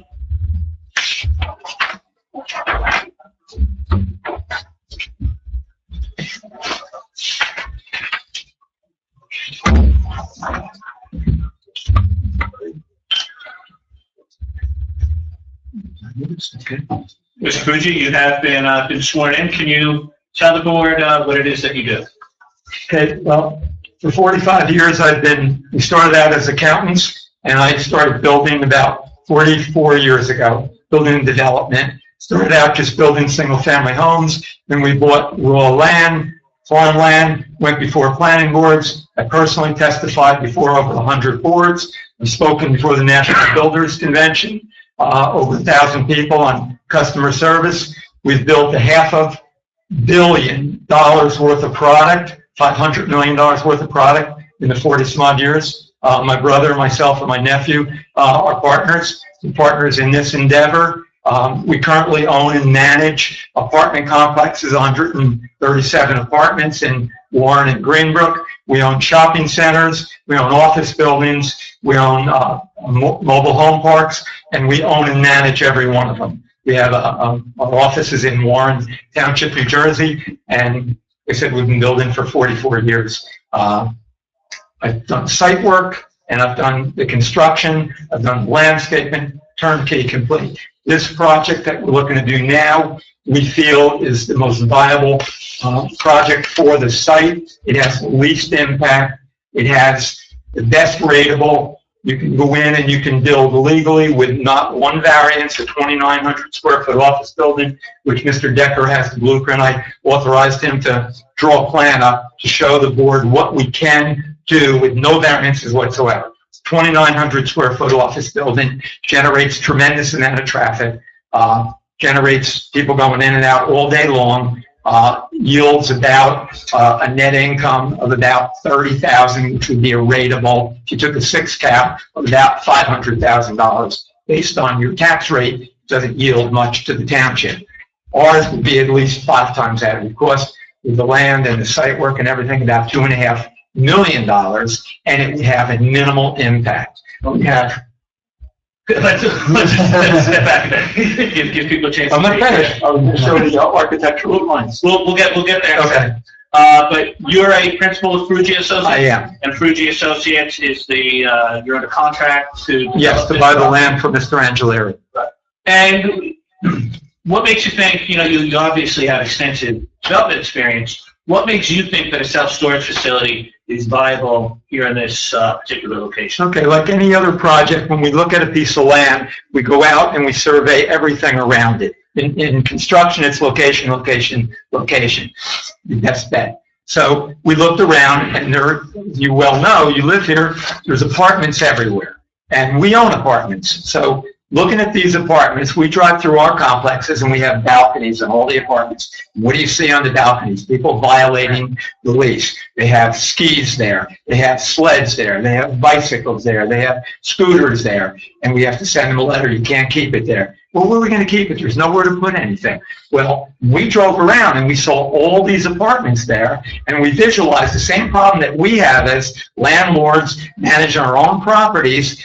These people must have the same problem. Now, I also have a house in Florida, and in Florida, as you well know, with the water table, you don't have basements. There's nowhere to store anything. So you want to have holiday decorations, you have to go out and rent, which I did, a storage facility to bring all the holiday decorations in, and then once a year you go bring them back. You have a little truck with the 4 wheels, you put your crates on, you bring them in, and you put them into anywhere from, depending on how you want to decorate, you could have a 5x5 unit, you could have a 5x10 unit, you could have a 10x15 unit, and you pay accordingly. We're proposing 269 units of various sizes. I have the blueprint. We could show you the various sizes. We're doing a beautiful facade. We're doing a mansard roof in the front, which gives you the illusion of a 3-story building, because the mansard roof covers it, and you don't need windows in the storage facility except on the main level. So we'll show you that plan. And then as people come in, depending on their needs, we do not allow any motor vehicles inside, no motorcycles. It's indoors. We do not allow any gasoline, any paint, anything flammable, all in the leases. And we're hooked up with Richard Montefiore, who will offer testimony. He owns over 2 million square feet of indoor storage facility. He is an expert on this. He is going to be helping with the management of this.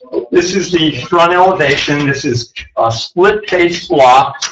All right, and this is going to be of a tan nature. The architect hasn't actually picked out the block color yet. This is going to be a red brick of sorts, and these are going to be faux windows. And our signage, which will comply with the ordinance of 100 square feet, will be letters across the front with lights that curl down and light this up. These may be red inserts in a herringbone. We're really not sure. We're trying to make it the most beautiful, aesthetically pleasing building, because it is 44 feet against other buildings that are 1.5 stories, even though they're far enough away. It's not immediately contiguous. There's going to be beautiful landscaping. Anything that we've ever done, just so the board is comfortable, we have never broken ground and started construction until the board has been 100% satisfied. And I don't expect this application to be any different. So whatever the board is requiring, we are going to do that. We also have a blueprint.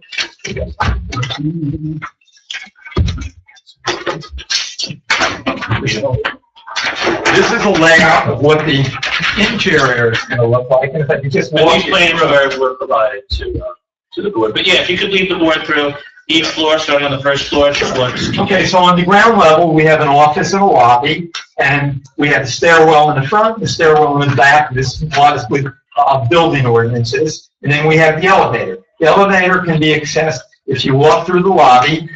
You can carry your boxes into the elevator and go up. Or you can, if you're on the first floor, you can just walk down the hallway.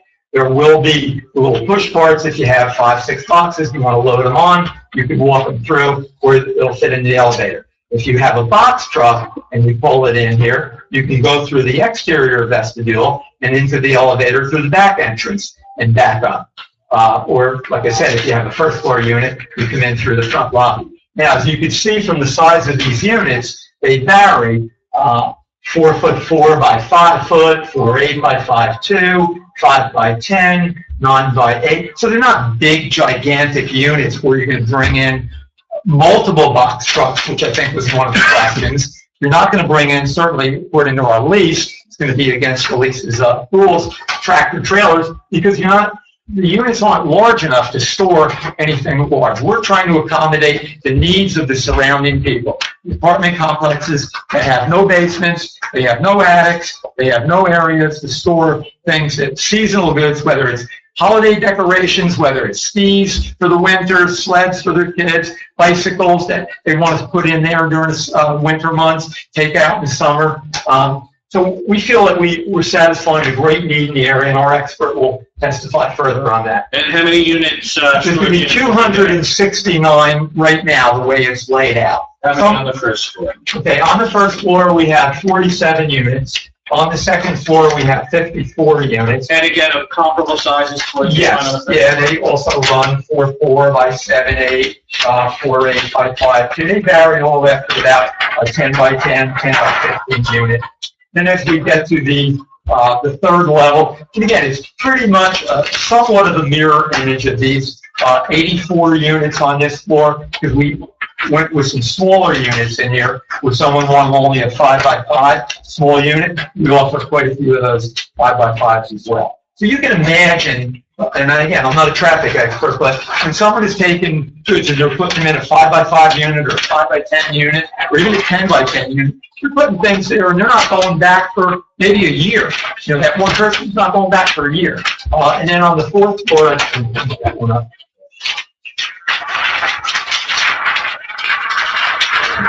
On the fourth floor, we have 84 units as well. Third and fourth floor kind of mirror images of each other, as you can see, with the smaller units and the sides, and a lot of 10 by 10 units as well. And is the elevator the only means of access? Oh, the elevator and 2 stairwells. Yes, stairwells is lovely. And the building is fully sprinklered, 100%. And there's, you asked about sewer before, and again, I'm not an engineer, but in a project like this, we have a men's and a ladies' room. No, one men's and ladies room on the first floor. And that's generally for use of anyone who signed a lease that may have to use the restroom, or for the on-site manager. So minimal flow from the sewage. Are any of the spaces conditioned, or is nothing? 100% air conditioning. Climate controlled. So if you don't have climate control, you're going to be subjected to mold and mildew, and nobody wants that. That's why this is so important. Climate control. And why do you need the fourth floor with the additional 84 storage? Okay, when we did analysis, I told you I was also an accountant. We did the analysis of the numbers. By the time you pay for the land and you put the site work in, you accommodate all the engineering requirements. When you do the calculations, monetarily, it doesn't even break even at the third floor. You only start to see any kind of cash flow when you put the fourth floor on. So we said if we're going to do the building, and we could do a mansard roof to make it look like a 3-story, but at least it creates a reasonable rateable, and it makes it economically feasible. As John Angelari testified, property's been for sale for 13 years and no one on there. Town hasn't gotten anything from the property. This is something that we feel is needed in the township and will generate very good tax revenue. Okay, I think that's all we have. The board. I have a question. In the beginning, you did talk about the tax rateable. You mentioned 2.5 million. Did I write that down? That's the approximate cost of the building, the land, and the site work. It's about $2.5 million. Okay, so, but that's not the amount for the township. That's the amount for your construction. You're right. Township applies a tax rateable to that. Could be $50,000, $60,000 in taxes, which we would pay, versus an office building that complies with all the ordinances, where you might be at a $500,000 value, you might be paying, $8,000 or $10,000 in taxes. Right. Generating a lot more traffic. Yeah, that's a little bit more clear. It looks like you were originally comparing $30,000 for the town versus $2.5 million. I was doing a calculation. When you look at a value, you do a calculation with a cap rate and come up with value. You're most certainly very enthusiastic about your project. Can we turn this around so that people can see the? I wouldn't have been able to build the $500 million it wasn't. I mean, we have a whole bunch of storage facilities around here, so I'm not sure, you know, you know best. And I think, we have basements in the apartment buildings, I don't know. But the tax ratables are most certainly impressive, right? Mr. Peck, can we mark that exhibit A2? Sure. Oh, you got something? Here, A2? Using all the elevations as one, A2? Yeah. Colored building elevations, as we call it, so that'll work. I have one question. I appreciate you putting sprinklers in all the building for fire and that sort of thing. How do your leases handle hazardous material? In other words, We don't allow it.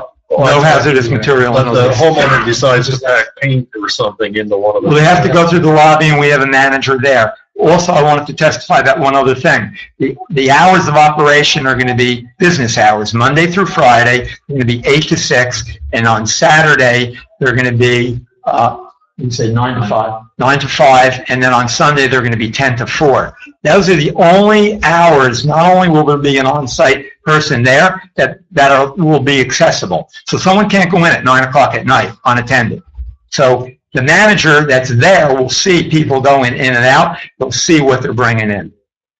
So, but there is foot traffic Yes. after hours. No. You said unattended. No, you're not allowed to go in. It's on lockdown after 6 o'clock at night. So if you wanted to bring stuff in at 7 at night, you can't. You have to bring it in between the business hours of 8 and 6. And are you also the gentleman who would answer the question, Kenneth, about the issue of having fire trucks accessing the building, or would that be somebody else? Well, traffic. Yeah, traffic. But just, again, as a builder and a property owner, if you have 18 parking spots and you'll hear testimony, there might be 3 cars in there in total. A fire truck can certainly fill that lot and get in there and take care of the building. Okay. Will this be masonry construction? Yes, and steel. Masonry and steel. Thank you. Basically a maintenance-free building.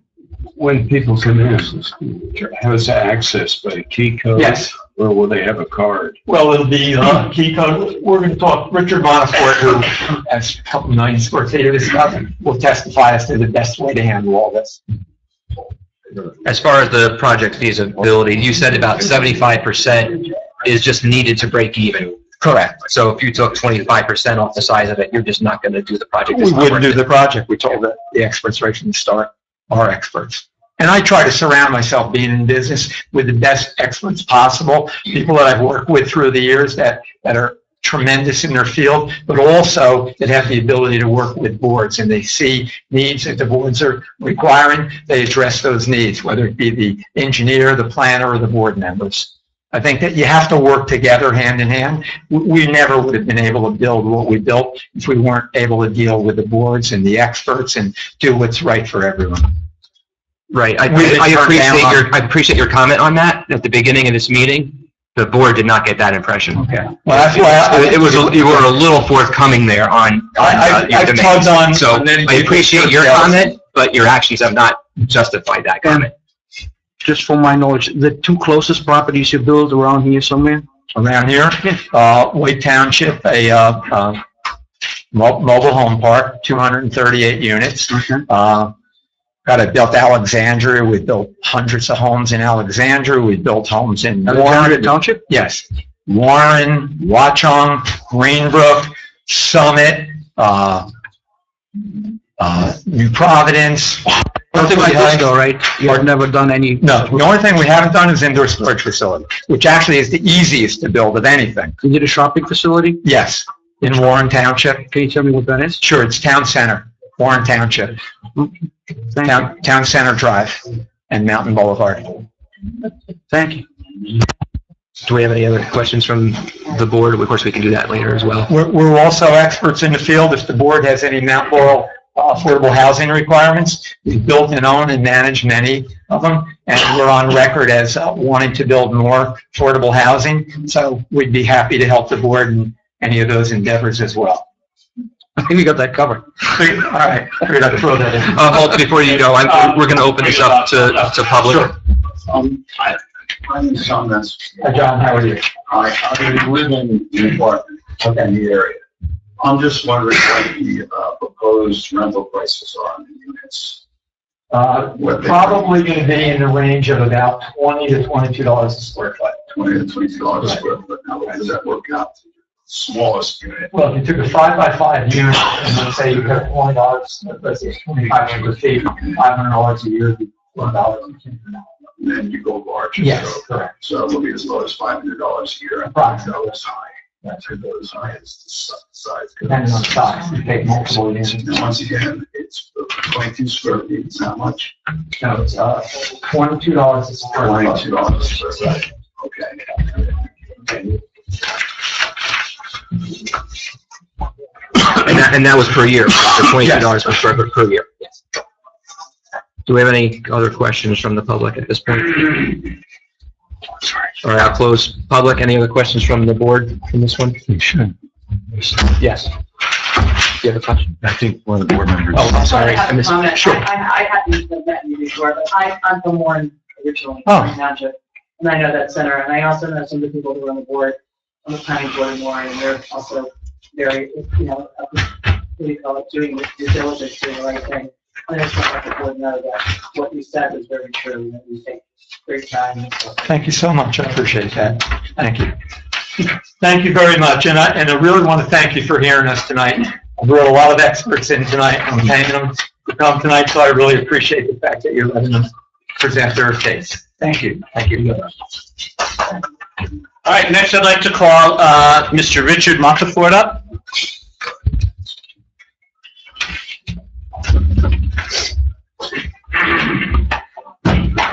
Yes. Evening. Good evening. You've been sworn in, so what do you do for a living? First of all, everything I'm gonna do, Bob already did. So it's quite good. My name is Richard Montefort. I'm the owner, operator of American Self-Storage. I also have a consulting company, RPM Consulting. I've appeared before 30, 40 boards throughout the state. The former president of the New Jersey Self-Storage Association for several terms, as well as vice president, treasurer, and secretary of the same. I'm also active, I'm a member of the Large Owners Conference nationally. And we have approximately 2 million square feet under operation. We're also developing. You do personally, or Yes. what's your affiliate? No, my company. Yes. Yeah, American Self-Storage. We're in all the boroughs of Manhattan, North Jersey, Central Jersey, Southern Jersey. I'm also building in Chicago, St. Louis, and Pompano Beach, Florida. And how long have you been in the self-storage industry? About 18 years, I guess. And RPM Consulting, how long have you had that operation? I've been doing consulting work for about 15 years. And is that consulting within the self-storage industry? Solely within the self-storage industry. My background, like Bob, I'm a former trained accountant that got involved in the self-storage industry about 18, 19 years ago. Okay, so then your consulting services then would be to other self-storage facilities or people who operate them, and you advise them on how to best run their facility? Yes, I've done some of that, but it's mostly feasibility studies, owners looking to get involved in self-storage, anyone who has a piece of property who thinks it's a viable self-storage piece of property, I'll come in, do a feasibility study, appear before the boards as an expert testimony. Okay, and you have been accepted as an expert before New Jersey Land Use Boards? and Yes, the New Jersey many boards. I'd like to move Mr. Montefort as an expert in the field of self-storage. I don't know who would be more qualified. Maybe Bob. Okay, Mr. Montefort, you said that you provide feasibility studies to RPM. Did you do a feasibility study for this particular project? I did. I was asked to come in and do a feasibility study. So I traveled out here, I looked at the property, I looked at the surrounding, all the additional apartments and homes and what you currently have in the way of self-storage, which is, in my opinion, is first generation self-storage, the old outdoor roll-up door type self-storage facilities, not climate control. So I looked at the area and I, pretty much came up with the idea that it's economically a viable area. But Would you when say that this area is underserved in terms of self-storage? Yes, the industry standard for self-storage, and New Jersey is pretty much the standard. I know when you drive around, you think you see a lot of these, but the national standard for self-storage is 11 square feet per person in a demographic area. So if you take the total population, multiply it times 11 square feet, that gives you about what the need is in the area. You currently have two self-storage facilities, as I said, first generation, not serving climate control or anything more upscale in the way of self-storage. One thing I did find that when I did my feasibility study and I was asked to present it to Bob and his group, I found out that what they were proposing just wouldn't work. It was too small. What were they proposing? They were proposing about 17,000 square feet. 17,000 square feet on a piece of property this size with the construction costs, it's just not economically feasible.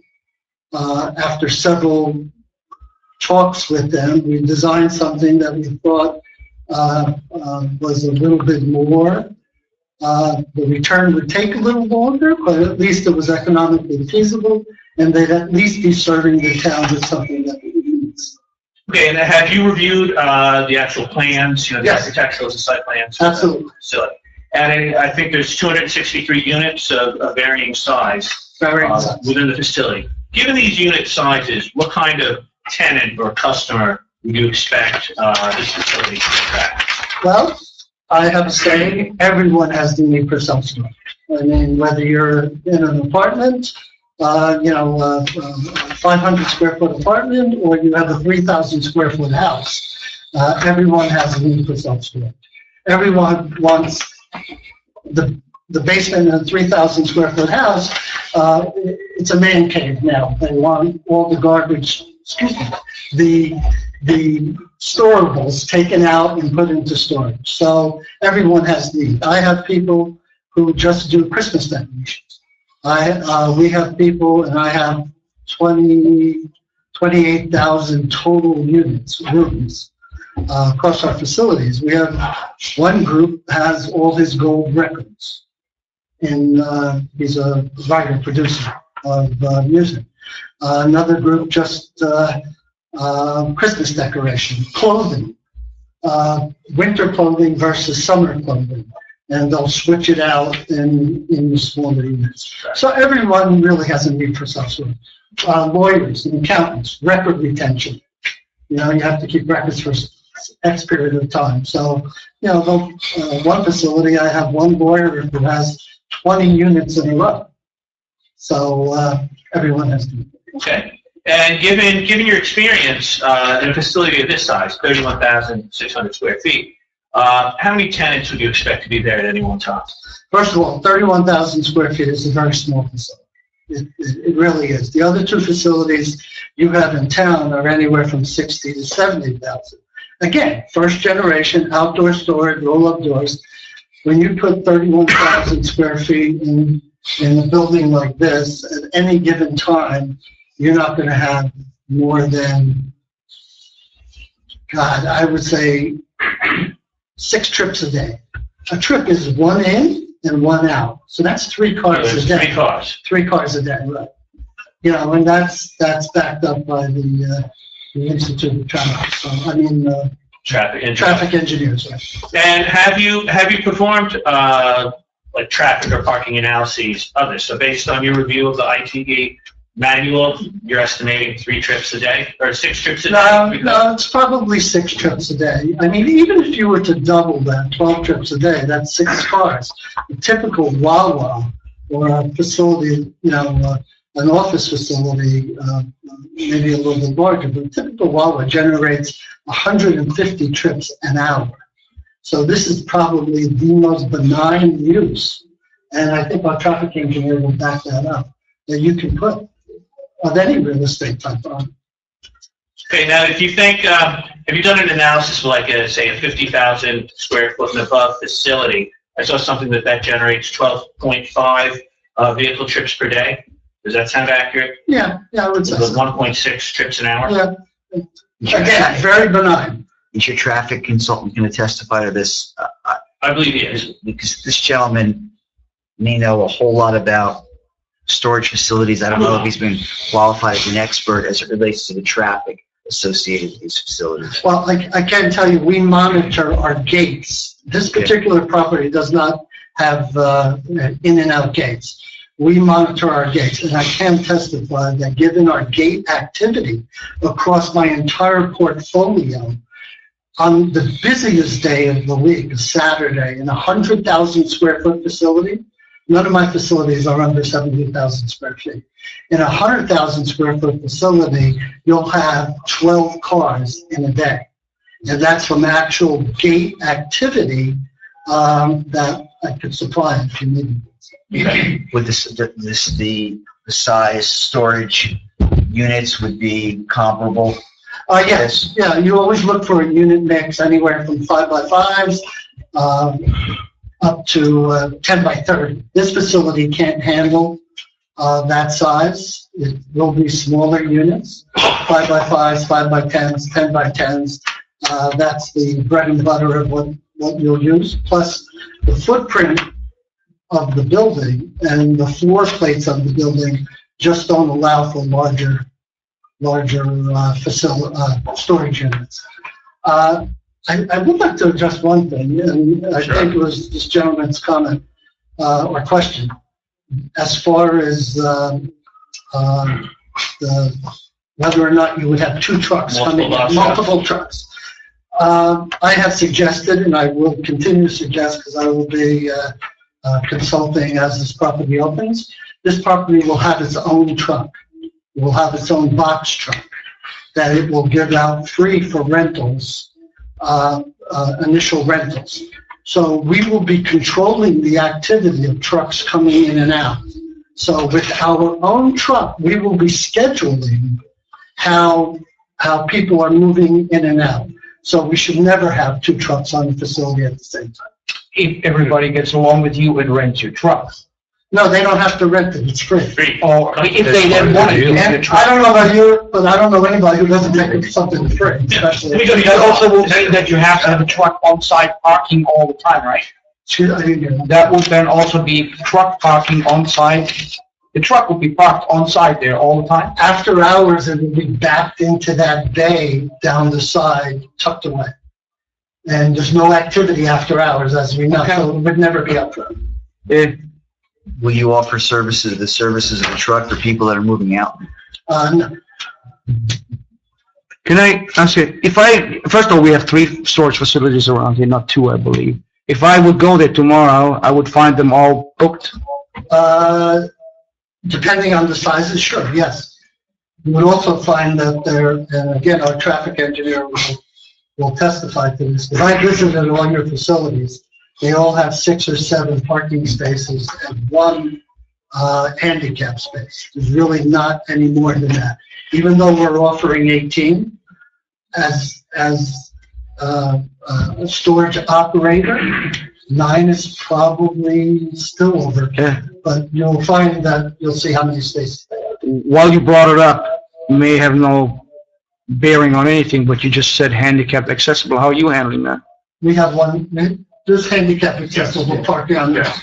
Parking and access to the building, and how do people get around? There's like... Absolutely, we have an elevator. There's an elevator in the property. Okay.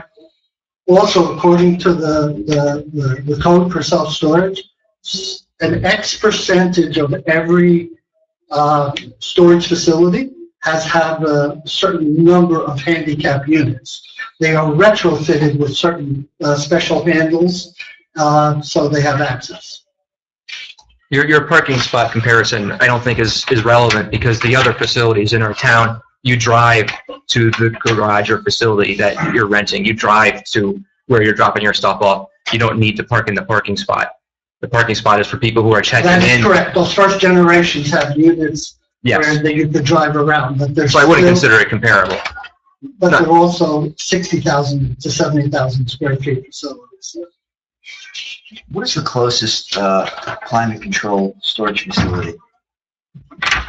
You know, It's not within a 3-mile demographic. Our demographic area is 3 miles typically. There is no, I think there's one, I think there may be one on the Hackettstown Independence Township border on Route 517, right by M&M Morris. It's 25 miles. 25 miles. you said the demographics for A this typical typically are demographic 3 area is miles. a 3 to 5 mile radius.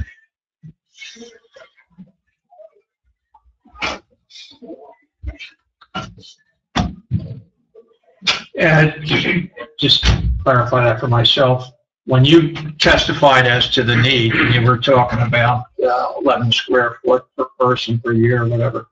So you're looking at a 30 square mile area, the population in a 30 square mile area? No, 3 to 5 miles. Radius? Radius. Yeah, so what's that come out in square miles? Oh, you said square miles.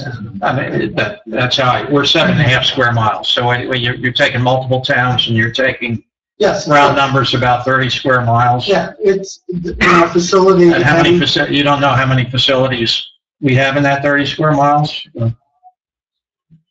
No, it's still a radius. I think he No, testified. you take a radius and you do some arithmetic and you come up with square miles, right? Yep. You're testifying as to the need. I'm trying to clarify that in my mind. 7 miles. Pardon me? That's A radius of 3.5 miles. It's a is diameter. 7 miles. It's a diameter. No, pi r squared, right? If you have 3 mile radius. I think we need an engineer. R squared is 9 times 3.14. You're gonna get close to 30. It's 28.26 square miles. That's pretty close to 30, right? Yeah. All right. So I'm trying, you're giving testimony as to the need. I'm trying to figure out how you got there. You're saying there's a need. I believe the witness testified that there are no climate-controlled facilities within 3 miles of this proposed location. But he also testified everybody needs 11 square feet a year. No, I said that's the industry standard of calculating need of self-storage. Does that, Well, that's what I'm getting at, that you need, right? does that not have something to do with the area? I mean, in a rural area like here where the majority of people own Oh, their yes, homes. absolutely. And I would offer that in my Brooklyn facility, it's 10 blocks, the radius. So it depends on the area. Tony, how does this feasibility study factor in anything you're doing? I mean, as entertaining as it is, I'm not really sure how that. Well, he's testifying there's a need. We'll get into that. I hope there is, otherwise. Now, we'll get into that about the proofs for a hardship, Correct. right? Whether he can use the project, and part of that, he's saying there's a need. I think it ties into the fact that Mr. Angelari testified that he's tried to market this property for over a decade, that there seem to be no takers. It's a uniquely shaped, somewhat uniquely located, and this may be the only feasible use of the property. Someone's entitled to develop their property and put it to some use, whether this is the best use. I understand. And he said a lot of things about need, and I don't really know how we got there. Your question wasn't answered as far as how you did the calculation for the need. Is it strictly on the basis of the climate control facility? Or what? Yes, that's a factor. You don't have climate control facility. also your amount of apartments and the population within a demographic area poses a need, and that's how we did it. I And it understand that, could still- and, you know, it if could You have two still- nearby, that's 130,000 square feet. Peter's saying we really have three. You add this, I come up with twice the square feet that Lopatcong would need.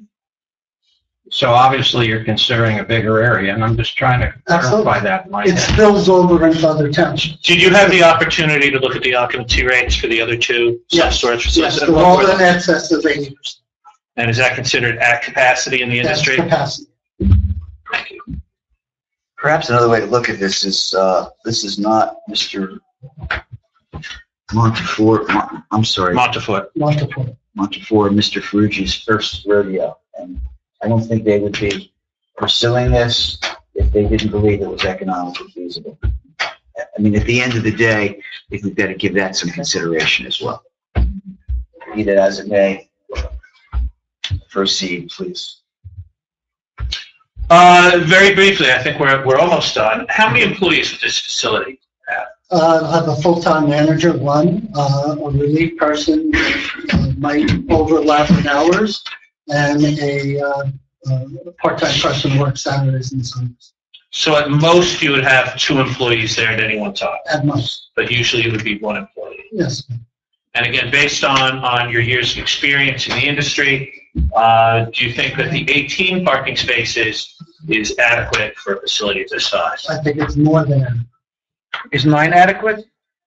9 is adequate, yes. So even if we have 2 people working there, if they work there, which brings it down to 7, that's still good?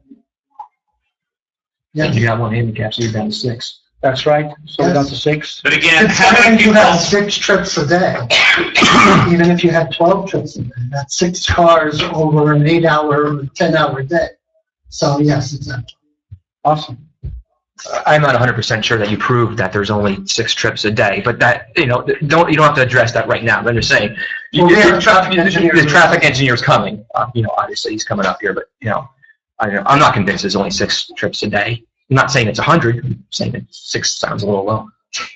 If I could, I'd like to throw another question out. I'm not sure who the right guy is to address it. I've heard different numbers on the expected taxes. The first time through, I got 30 for conforming use and 150 for this, and then we heard something different. One of the benefits to the town supposedly is this multiple of taxes. Are you the guy to talk about that? Or We can call Bob back up if you have a question. Well, I don't know if we procedurally, however you want to do it. I think We can very we should hear simply the answer numbers this one more question. time. Bob, you want to step up?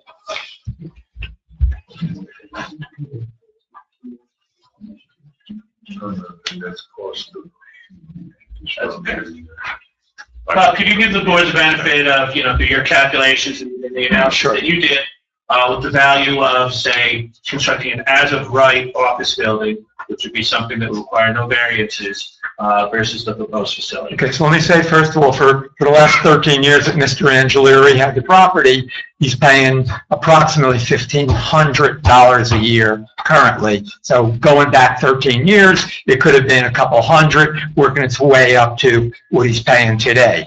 If we did a non-variance office building where everything complies 100%, which Tom Decker, I authorized him to do it, I paid him to do it, he did it, it's 2,900 square feet. If you take $20 a square foot as a commercial rent, and that's high because in Warren, as you well know from Warren, rents when I used to get 25, they're down to 17. Commercial has really gone downhill in rents. But if you took an average $20 a foot, 2,900 square feet, it was 58 grand. If you look at the net income after expenses of 30 grand, anyone looking at a value of the building tax assessor would put 6% cap rate on it. Divide 6 into 30,000, come up with a value of 500 grand. Let's say there's a 2% tax charge. That's worth $10,000, okay? Now you take a $2.5 million building, okay, same thing, and you put a tax rate of 2% on it, now you're generating $50,000 with your taxes, 5 times the taxes, with less impact of traffic, need for policemen, need for fire, because we're totally sprinklered all the way down the line. So that's how we came up with it. And again, against what is currently being paid of $1,500 on all land.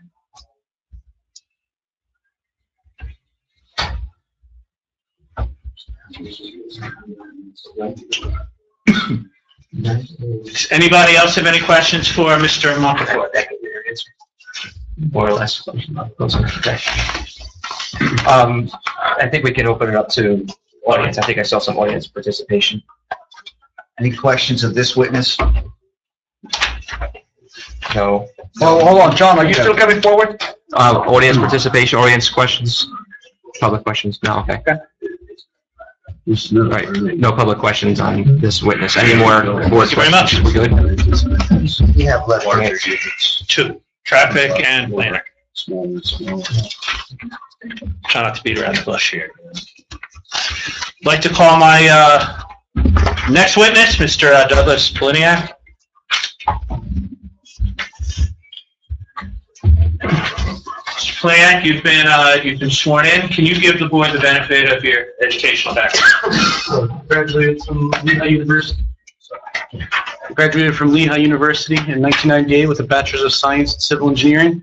Since that time, I've been working as a traffic engineering consultant. I'm a licensed engineer in the state of New Jersey. I've testified before approximately 70 or 80 different municipal boards within the state of New Jersey. I'm a member of the Institute of Transportation Engineers and the American Society of Civil Engineers. And have you been accepted as an expert in the field of traffic engineering by other New Jersey land use boards? Yeah, approximately 80 different municipalities. Okay, great. I'd like to move Mr. Poliniak as an expert in the field of traffic engineering. Go ahead. Okay. Thank you. Okay. Mr. Poliniak, have you had the opportunity to review the plans for the project? I have. Okay, and did you have the opportunity to perform traffic counts or anything like that in relation to this project? Yeah, our office performed field visits, site visits, as well as traffic counts at the intersection of Stryker and Baltimore during the peak periods, which would be the morning and evening peak hour rushes. And were you able to consider the trip generation from a facility of this type and size?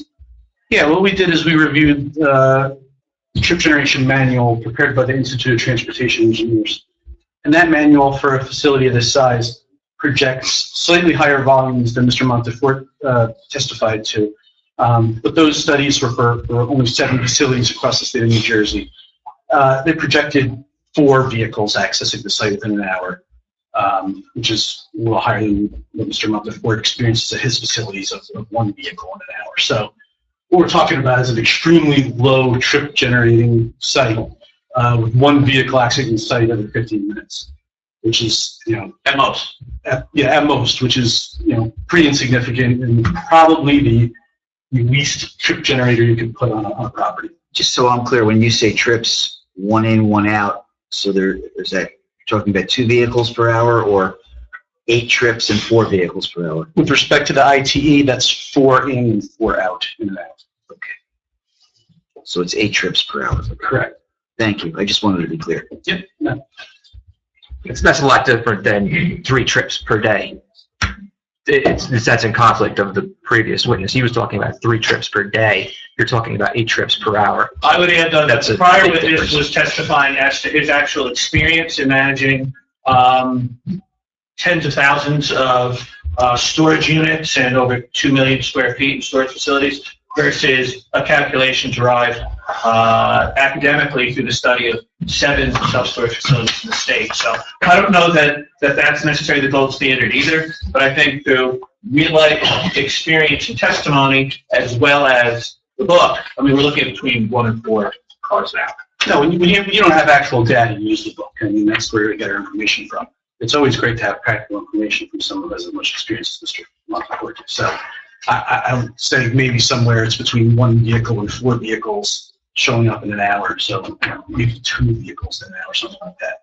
Okay, but based on the traffic counts that were performed at peak volume times on Strikers Road, what kind of impact would this facility cause on traffic on Strikers Road and in the vicinity? I mean, effectively none. When you have that little traffic, and that's essentially someone making a U-turn or a single-family home. I mean, it's it's as literally as low as a trip generator as you can get. You heard testimony earlier that a 2,900 square foot office could be a variance-free application. That would generate significantly more trips in an hour than the approximately 2 in, 2 out that we may generate associated with this facility. We're talking upwards of 5 times that amount in the hour, and certainly a lot more over the course of the full day.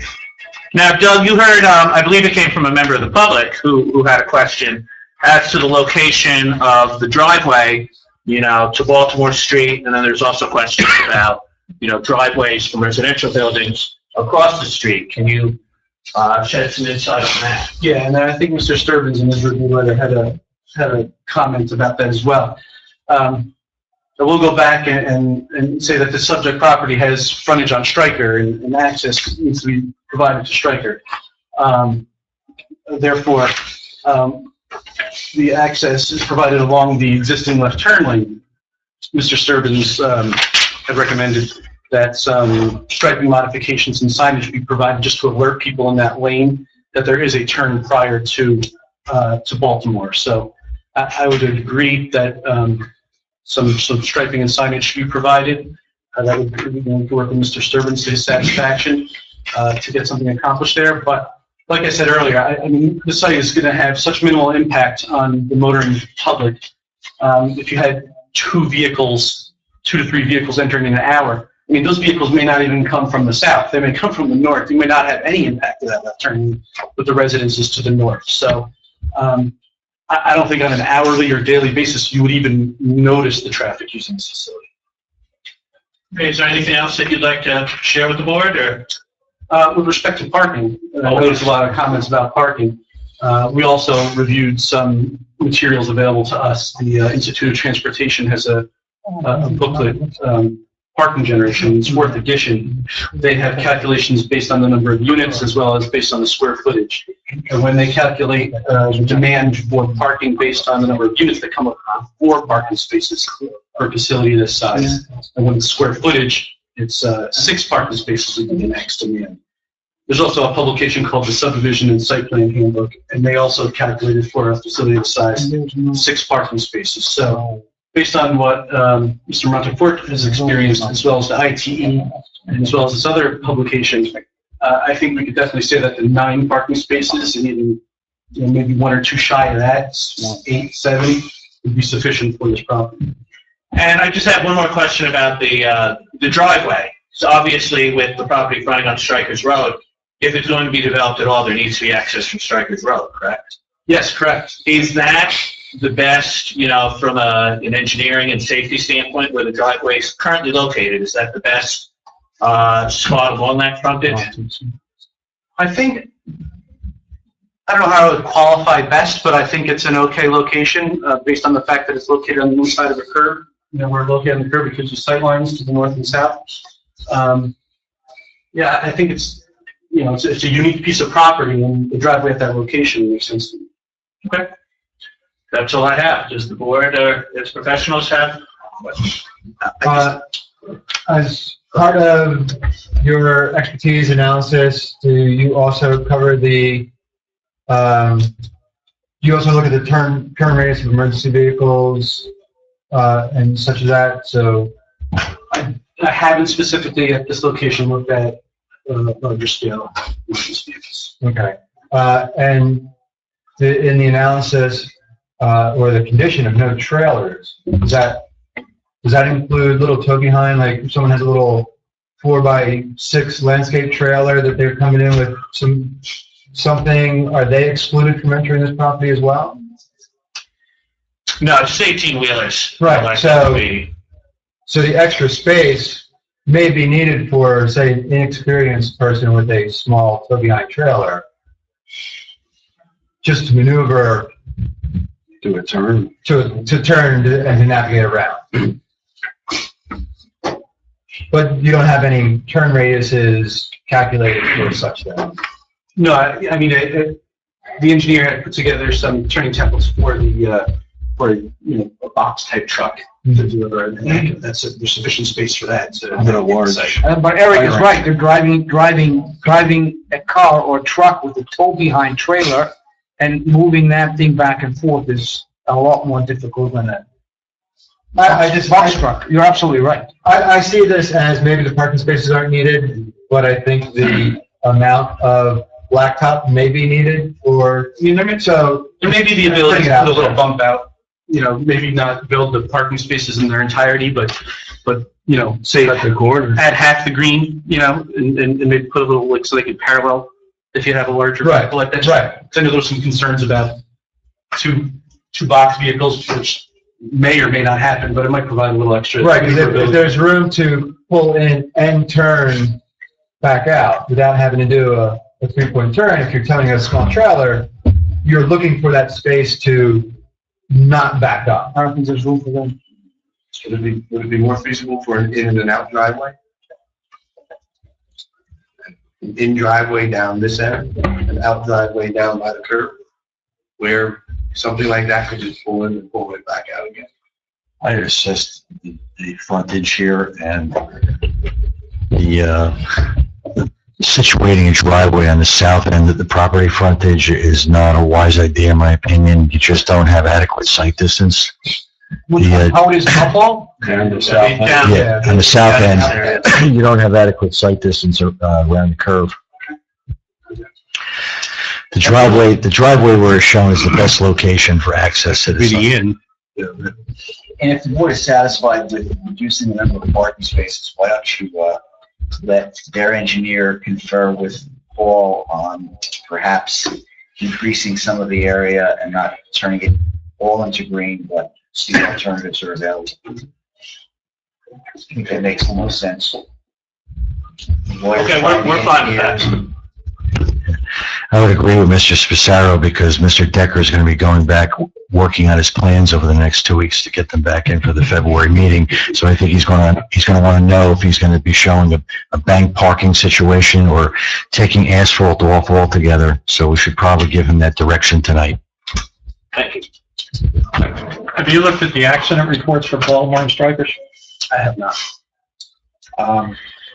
It's anecdotal to me, but I hear of a lot of accidents there. There's a turning lane on a curve. People get confused. They pull into it at the last minute. I've seen a lot of near misses there. Again, that's anecdotal. I don't think it would be unreasonable to ask you to peek at the accident reports there and see what direction the causes are coming from. I understand your concern. I just think with the minimal amount of traffic associated with this use. But you are adding another entrance and egress there. People are going to be pulling into that lane to turn on Baltimore, and people coming from the south are going to cross that lane to get into that driveway. And there is an accident. Again, it's anecdotal, but I hear of a lot of accidents there, so. There's already Bring it up. There's already been a few comments from the public regarding that as well.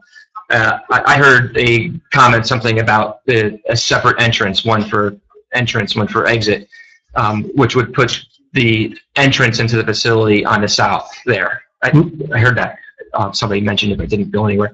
That curve is very dangerous, and you're introducing a new turning movement into that curve. If that existing location right there would be considered an exit only, that way you have your sight distance, but the entrance would be on the other corner. Well, you still need sight distance to enter. I think Mr. Sturban said that moving it for creating another entrance further south doesn't help the situation, that this is the best location for ingress and egress, and to create another one further to the south is more limited sight distance. So I think what Wait, suppose it were in only, just a one-way. Well, you still need sight distance to make a left turn in. Can you define sight distance for people, because I just don't. I would think if I come from 57, which is from the south there, Yeah. I think I would You be can see the whole way. Yeah, I would be better off having the entrance on the bottom of the property, because I'm a lot further away. But if I'm pulling out of the property, it's a lot better where it is. Well, there's a concern if you're making a left turn further to the south, your sight distance is limited from the curve north of Baltimore. You see that driveway, the strip mall just south of your property, that's a one-way in. Yes. Yeah. Joe, that's one way. That's one way in, yeah. But that's a secondary access, and the main access is further south of that location. I don't know why you fly it there to come in the, it shouldn't. I have a question for you. Other uses that would be permitted on this property that would be wholly conforming, what kind of traffic could you expect to be generated from those permitted uses as compared to this use? Well, I know, like I said earlier, about a 3,000 square foot office is permissible on the site. And I haven't run those numbers, but just based on experience, be more along the lines where this is maybe doing 8 trips that may be closer to the lines of double, 15, maybe 10 vehicles entering for like a morning commute. I thought I heard that a daycare was possible. I don't know if that's permitted. Small property for that, but they generate a fair amount of traffic. Commercial and retail. Commercial and retail, well, I mean, during rush hour, that would be substantially, it's another 3,000 square feet. That could be 30 to 40 times traffic. Anything expect to speak to Jason about it? You should not. I think it would be helpful if you could provide us, since some of you are coming back, with just a comparative analysis of other permitted uses that would fit on the site, and the traffic that would be generated as compared to traffic that you project for this proposed use. I think those proofs will only help you. Yeah, I mean, I was going to say you'd be hard pressed to find another use that is going to generate equal to or less than the self-storage facility. I agree, but I think we need the numbers so that it can be backed up. Thank you. Board of Trustees can get that. Is that a gated entrance where you put a card in, just free access to drive in? I saw that black line. That's just the stop mark.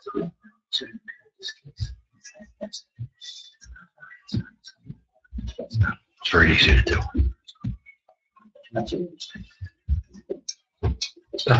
Since we're kind of stopping on the questions here, we're going to open up you to public questions. Any public questions for the traffic? Yeah. Let me get back. Yeah. Let me get back to what I said.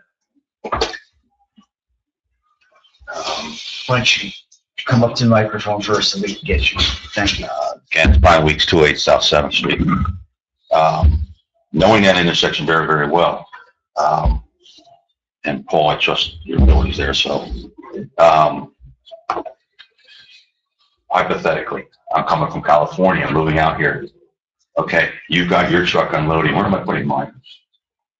Well, Because I'm not unloading my truck to load it into your truck to unload it again. so we spoke to maybe leaving some of the parking spaces that were previously. Right, so you need to make, what I'm saying is I would like, just my opinion, I'd like you to designate a spot labeled as for box trucks. So there's no fight in between the cars, you hit my car, you can this or that. If you're gonna make that spot, you're gonna make that code, the potential is for 2 trucks to be there, correct? All right, so give it 1 spot, you have 18 spots, you're only looking for 9, it gives you 9 left. Make 1 spot for trucks. And get them all, I'm worried about it being. Trucks and cars with trailers, that's so they can. However you want to work, the cars, trailers, box trucks, give it a spot to say it's mine, it's home. You know what I mean? And get him off the road, because I'm worried they're gonna park on that road and wait for that other truck to come off. Me too. You know what I mean? And the other issue I have is during the snowstorms, different things, again, I'm a resident here, not, anything else. They come right into your pocket here, man. They come right into here when they get in them accidents. Okay? And they come in here pretty good. So how are you gonna stop that from happening? I don't understand. What They happened? come around the corner, they don't make the corner, it's fly straight. All right, that's what I'm asking, what buffer are you gonna give for the protection of what's there? And that's my concerns. There will be nothing there. Today, tomorrow. You're planning for the future, you're not planning for a moment. I'm just trying to protect it. There won't be any trucks that are moving from California because those facilities aren't housing. They're not large enough. Home in there, they're not moving furniture, semi windows. What you're trying to say is that when the truck comes around, the ice and snow, that if there's an accident, they'll shoot them into the property. I think that's what you're saying. I didn't understand. I didn't understand. Gina, come on up.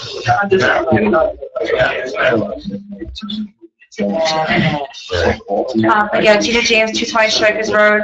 Again, as a resident there, I can back what Brian has said about when we get the snowstorms and so forth. I've called the police so many times. I've seen cars go right into, there's a telephone pole there.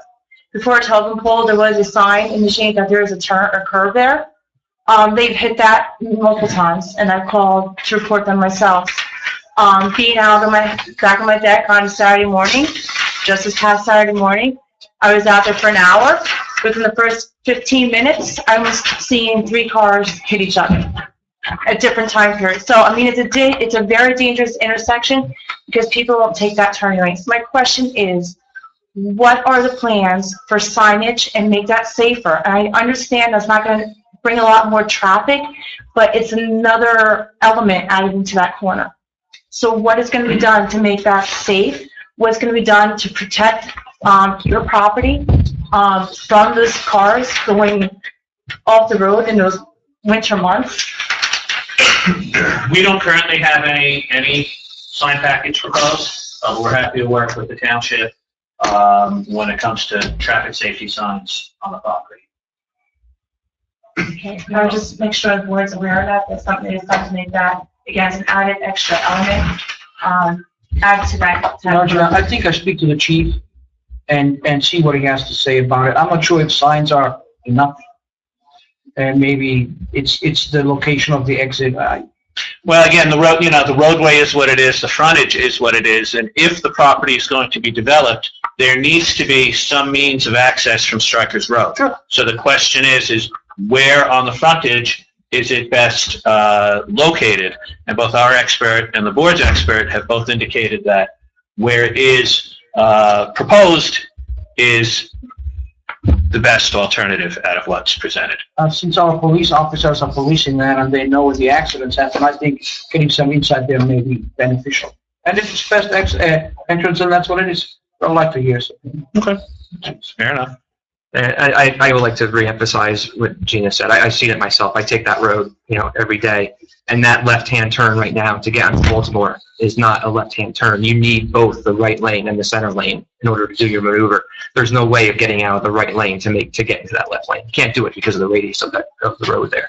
So that is a very dangerous spot, and we're watching it. And I guess a question for our professionals here, and maybe we'll finish up. Where's your comments? Yeah, just so the board's aware, there is commentary in our letter about doing something in the way of signage or striping or both, because we're introducing a new driveway at this horizontal curve in Strikers Road, which is a difficult curve. It has a very sharp radius. You have within this radius a left-hand turn, and the way that vehicles are turning is against the slope of the road. So it's I think that has or is a factor, I guess, in some of the difficulty in motorists maneuvering through this area, particularly in wet weather. I do agree with the vice chairman's suggestion is that we should get some input from the chief on this. I think that's a good idea. Perhaps we can have a brief field meeting out there to show them what the proposal is, show them the existing conditions, show them some of the things that we put in the review letter, and get his input on this. Yeah, also, Paul, Between now and the next meeting. Not forget that Locken is wanting to do what Locken is wanting to do and build the property behind the property. So the traffic is going to be significantly more than it is now. So, yeah, I think it's a good idea. Speak to Jason. Yeah, we'll have the accident reports as well. Yep. I'll get the accident reports, and we'll set up a field meeting with the chief well before the next meeting. And what we may want to do, as far as the issue of motorists traveling southbound, and possibly not negotiating the curve and going, maybe going into the driveway opening that's being created. Perhaps what we may want to do is introduce some sort of striping on the edge of the road. I'm not sure if doing additional signage there, particularly at that location, would be a good idea. It may not mean anything. There's already a lot of signage in the area, but maybe a stripe along the edge of the road, maybe a foot off the curb possibly might delineate it for motorists so that they see that going around the corner there. It's just an idea, something I'm thinking of. Add something? Sure. I'm not an engineer, but I'm a developer. Like to think I have a lot of common sense. One of the projects that I did in Warren Township on Mountain Boulevard Extension you're familiar with, what we did was we got input from the county and their designers, and we did a right turn in, right turn out only. So if somebody wanted to come into that, widen the entrance just a little bit, make the right turn in. When you're leaving, you can only make the right turn out. So now you're not fighting the traffic, making a left turn in against oncoming traffic. And it's a little bit more of an inconvenience for the people that are renting there, but they're going in once a year, so they could be inconvenienced for once a year. But it makes it much safer. Last thing in the world I want, as a developer and owner, is this board to be unhappy with the project that we built because someone got in an accident and got hurt or possibly killed. So if that, again, I'm not an engineer, but we did it in the past and it worked beautifully. You've seen it, Roger. And it's really a good idea, the right turn in and a right turn out, and you're not fighting oncoming traffic. That may be a solution. Yeah. Do I get extra pennies? No. Are you proposing that at this point? It's something that certainly we'll strongly consider and investigate. I mean, yeah, we'll do it if it's at all feasible. Yeah, I'm not an engineer. Put you on the spot. I just want to clarify from Mr. Ferrugia, is he talking about two separate driveways? Or is he talking about right in and right out of a single driveway? Single driveway, right in, right out. Okay. So people have to pull U's somewhere down the line. And what about, let's say we did something along those lines, if somebody's driving northbound on Strikers Road, they're not going to be able to make a left into the driveway? They'd have to find some other place to be able to turn around. That's what I'm hearing anyway. If you're gonna go in the shopping center and turn around, go to the. Well, if they're heading with you, they have to go to the firehouse or the architects or. You're gonna turn an intersection. Yeah, no, that's. Swing it right there. Once a year, Baltimore, once you know the area, you can accommodate a right in. And you assume most people who'd be patronizing the facility are gonna be local. You can figure it out. And the other thing, cutting the corner there, the north side of the driveway. Yeah, you gotta cut that out. Wider entrance. What if we said you wider it for the right in? Your wider entrance, you can put a little in the middle. To get that, make it wider, more friendly to the turn.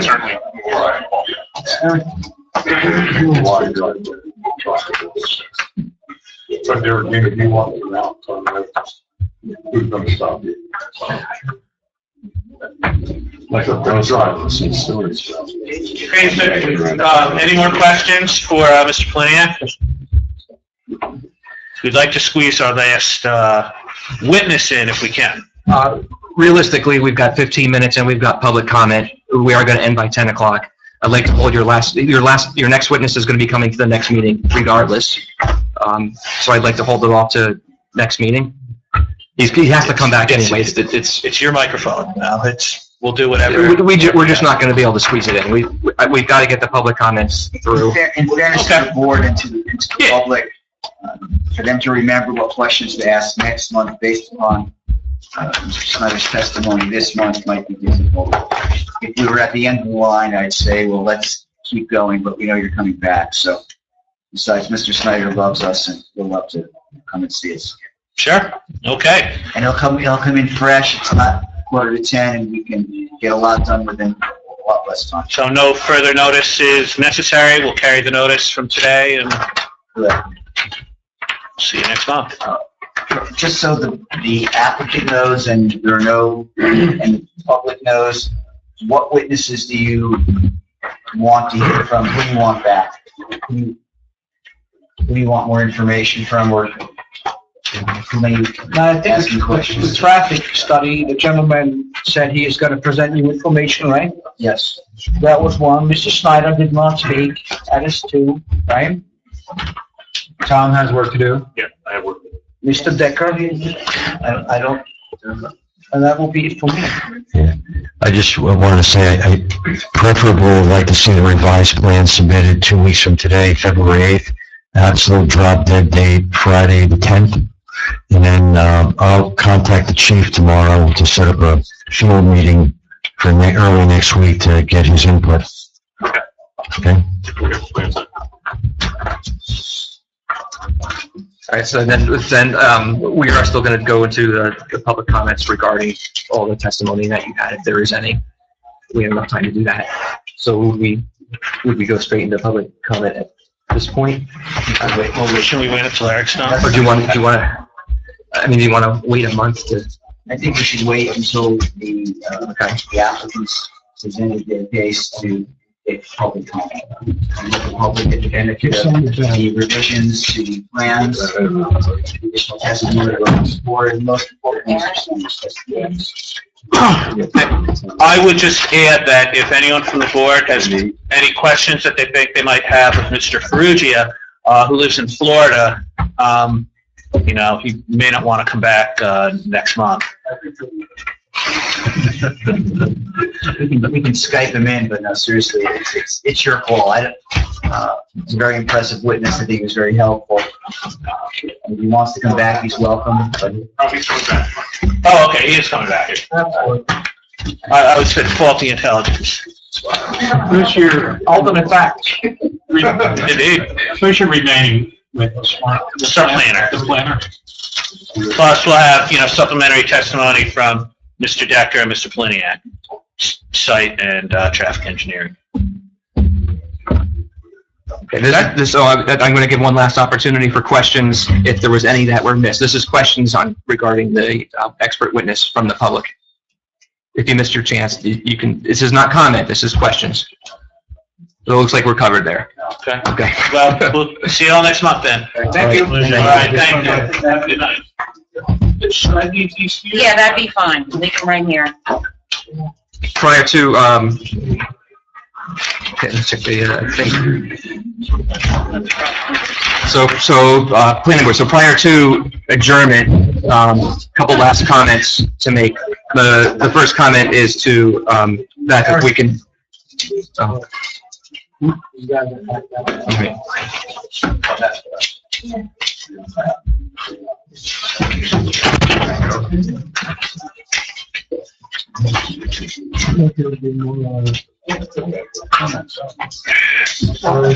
Just questions at the end. People get sworn in.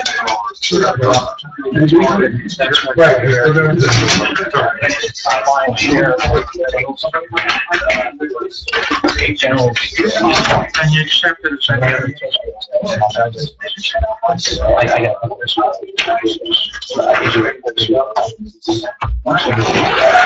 Thank you very much. Yeah. Thank you.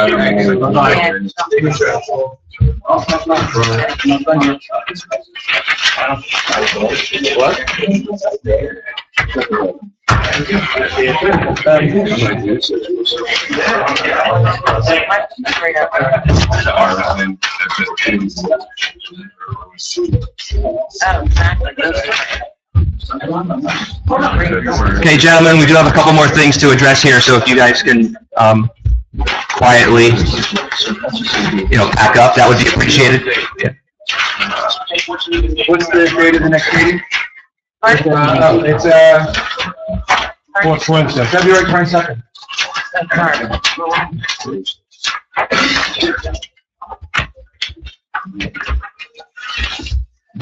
So last couple items here, for the next meeting, Beth, if we can have the voting order changed back to the, do the re. I'll redo my roll call for you.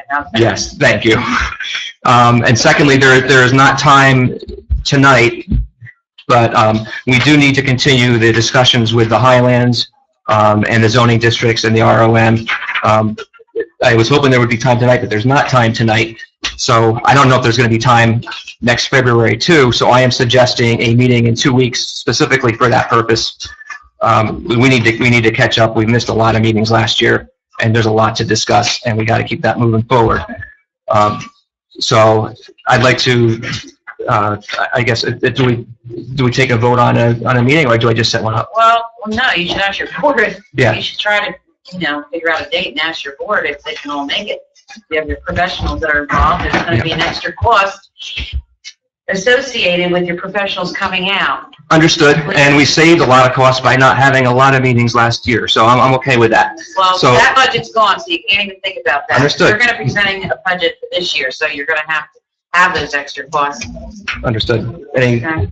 So I was thinking 2 weeks, but everybody check their calendars for 2 weeks from today? 2 weeks from tonight's not going to work because that's a zoning board meeting here.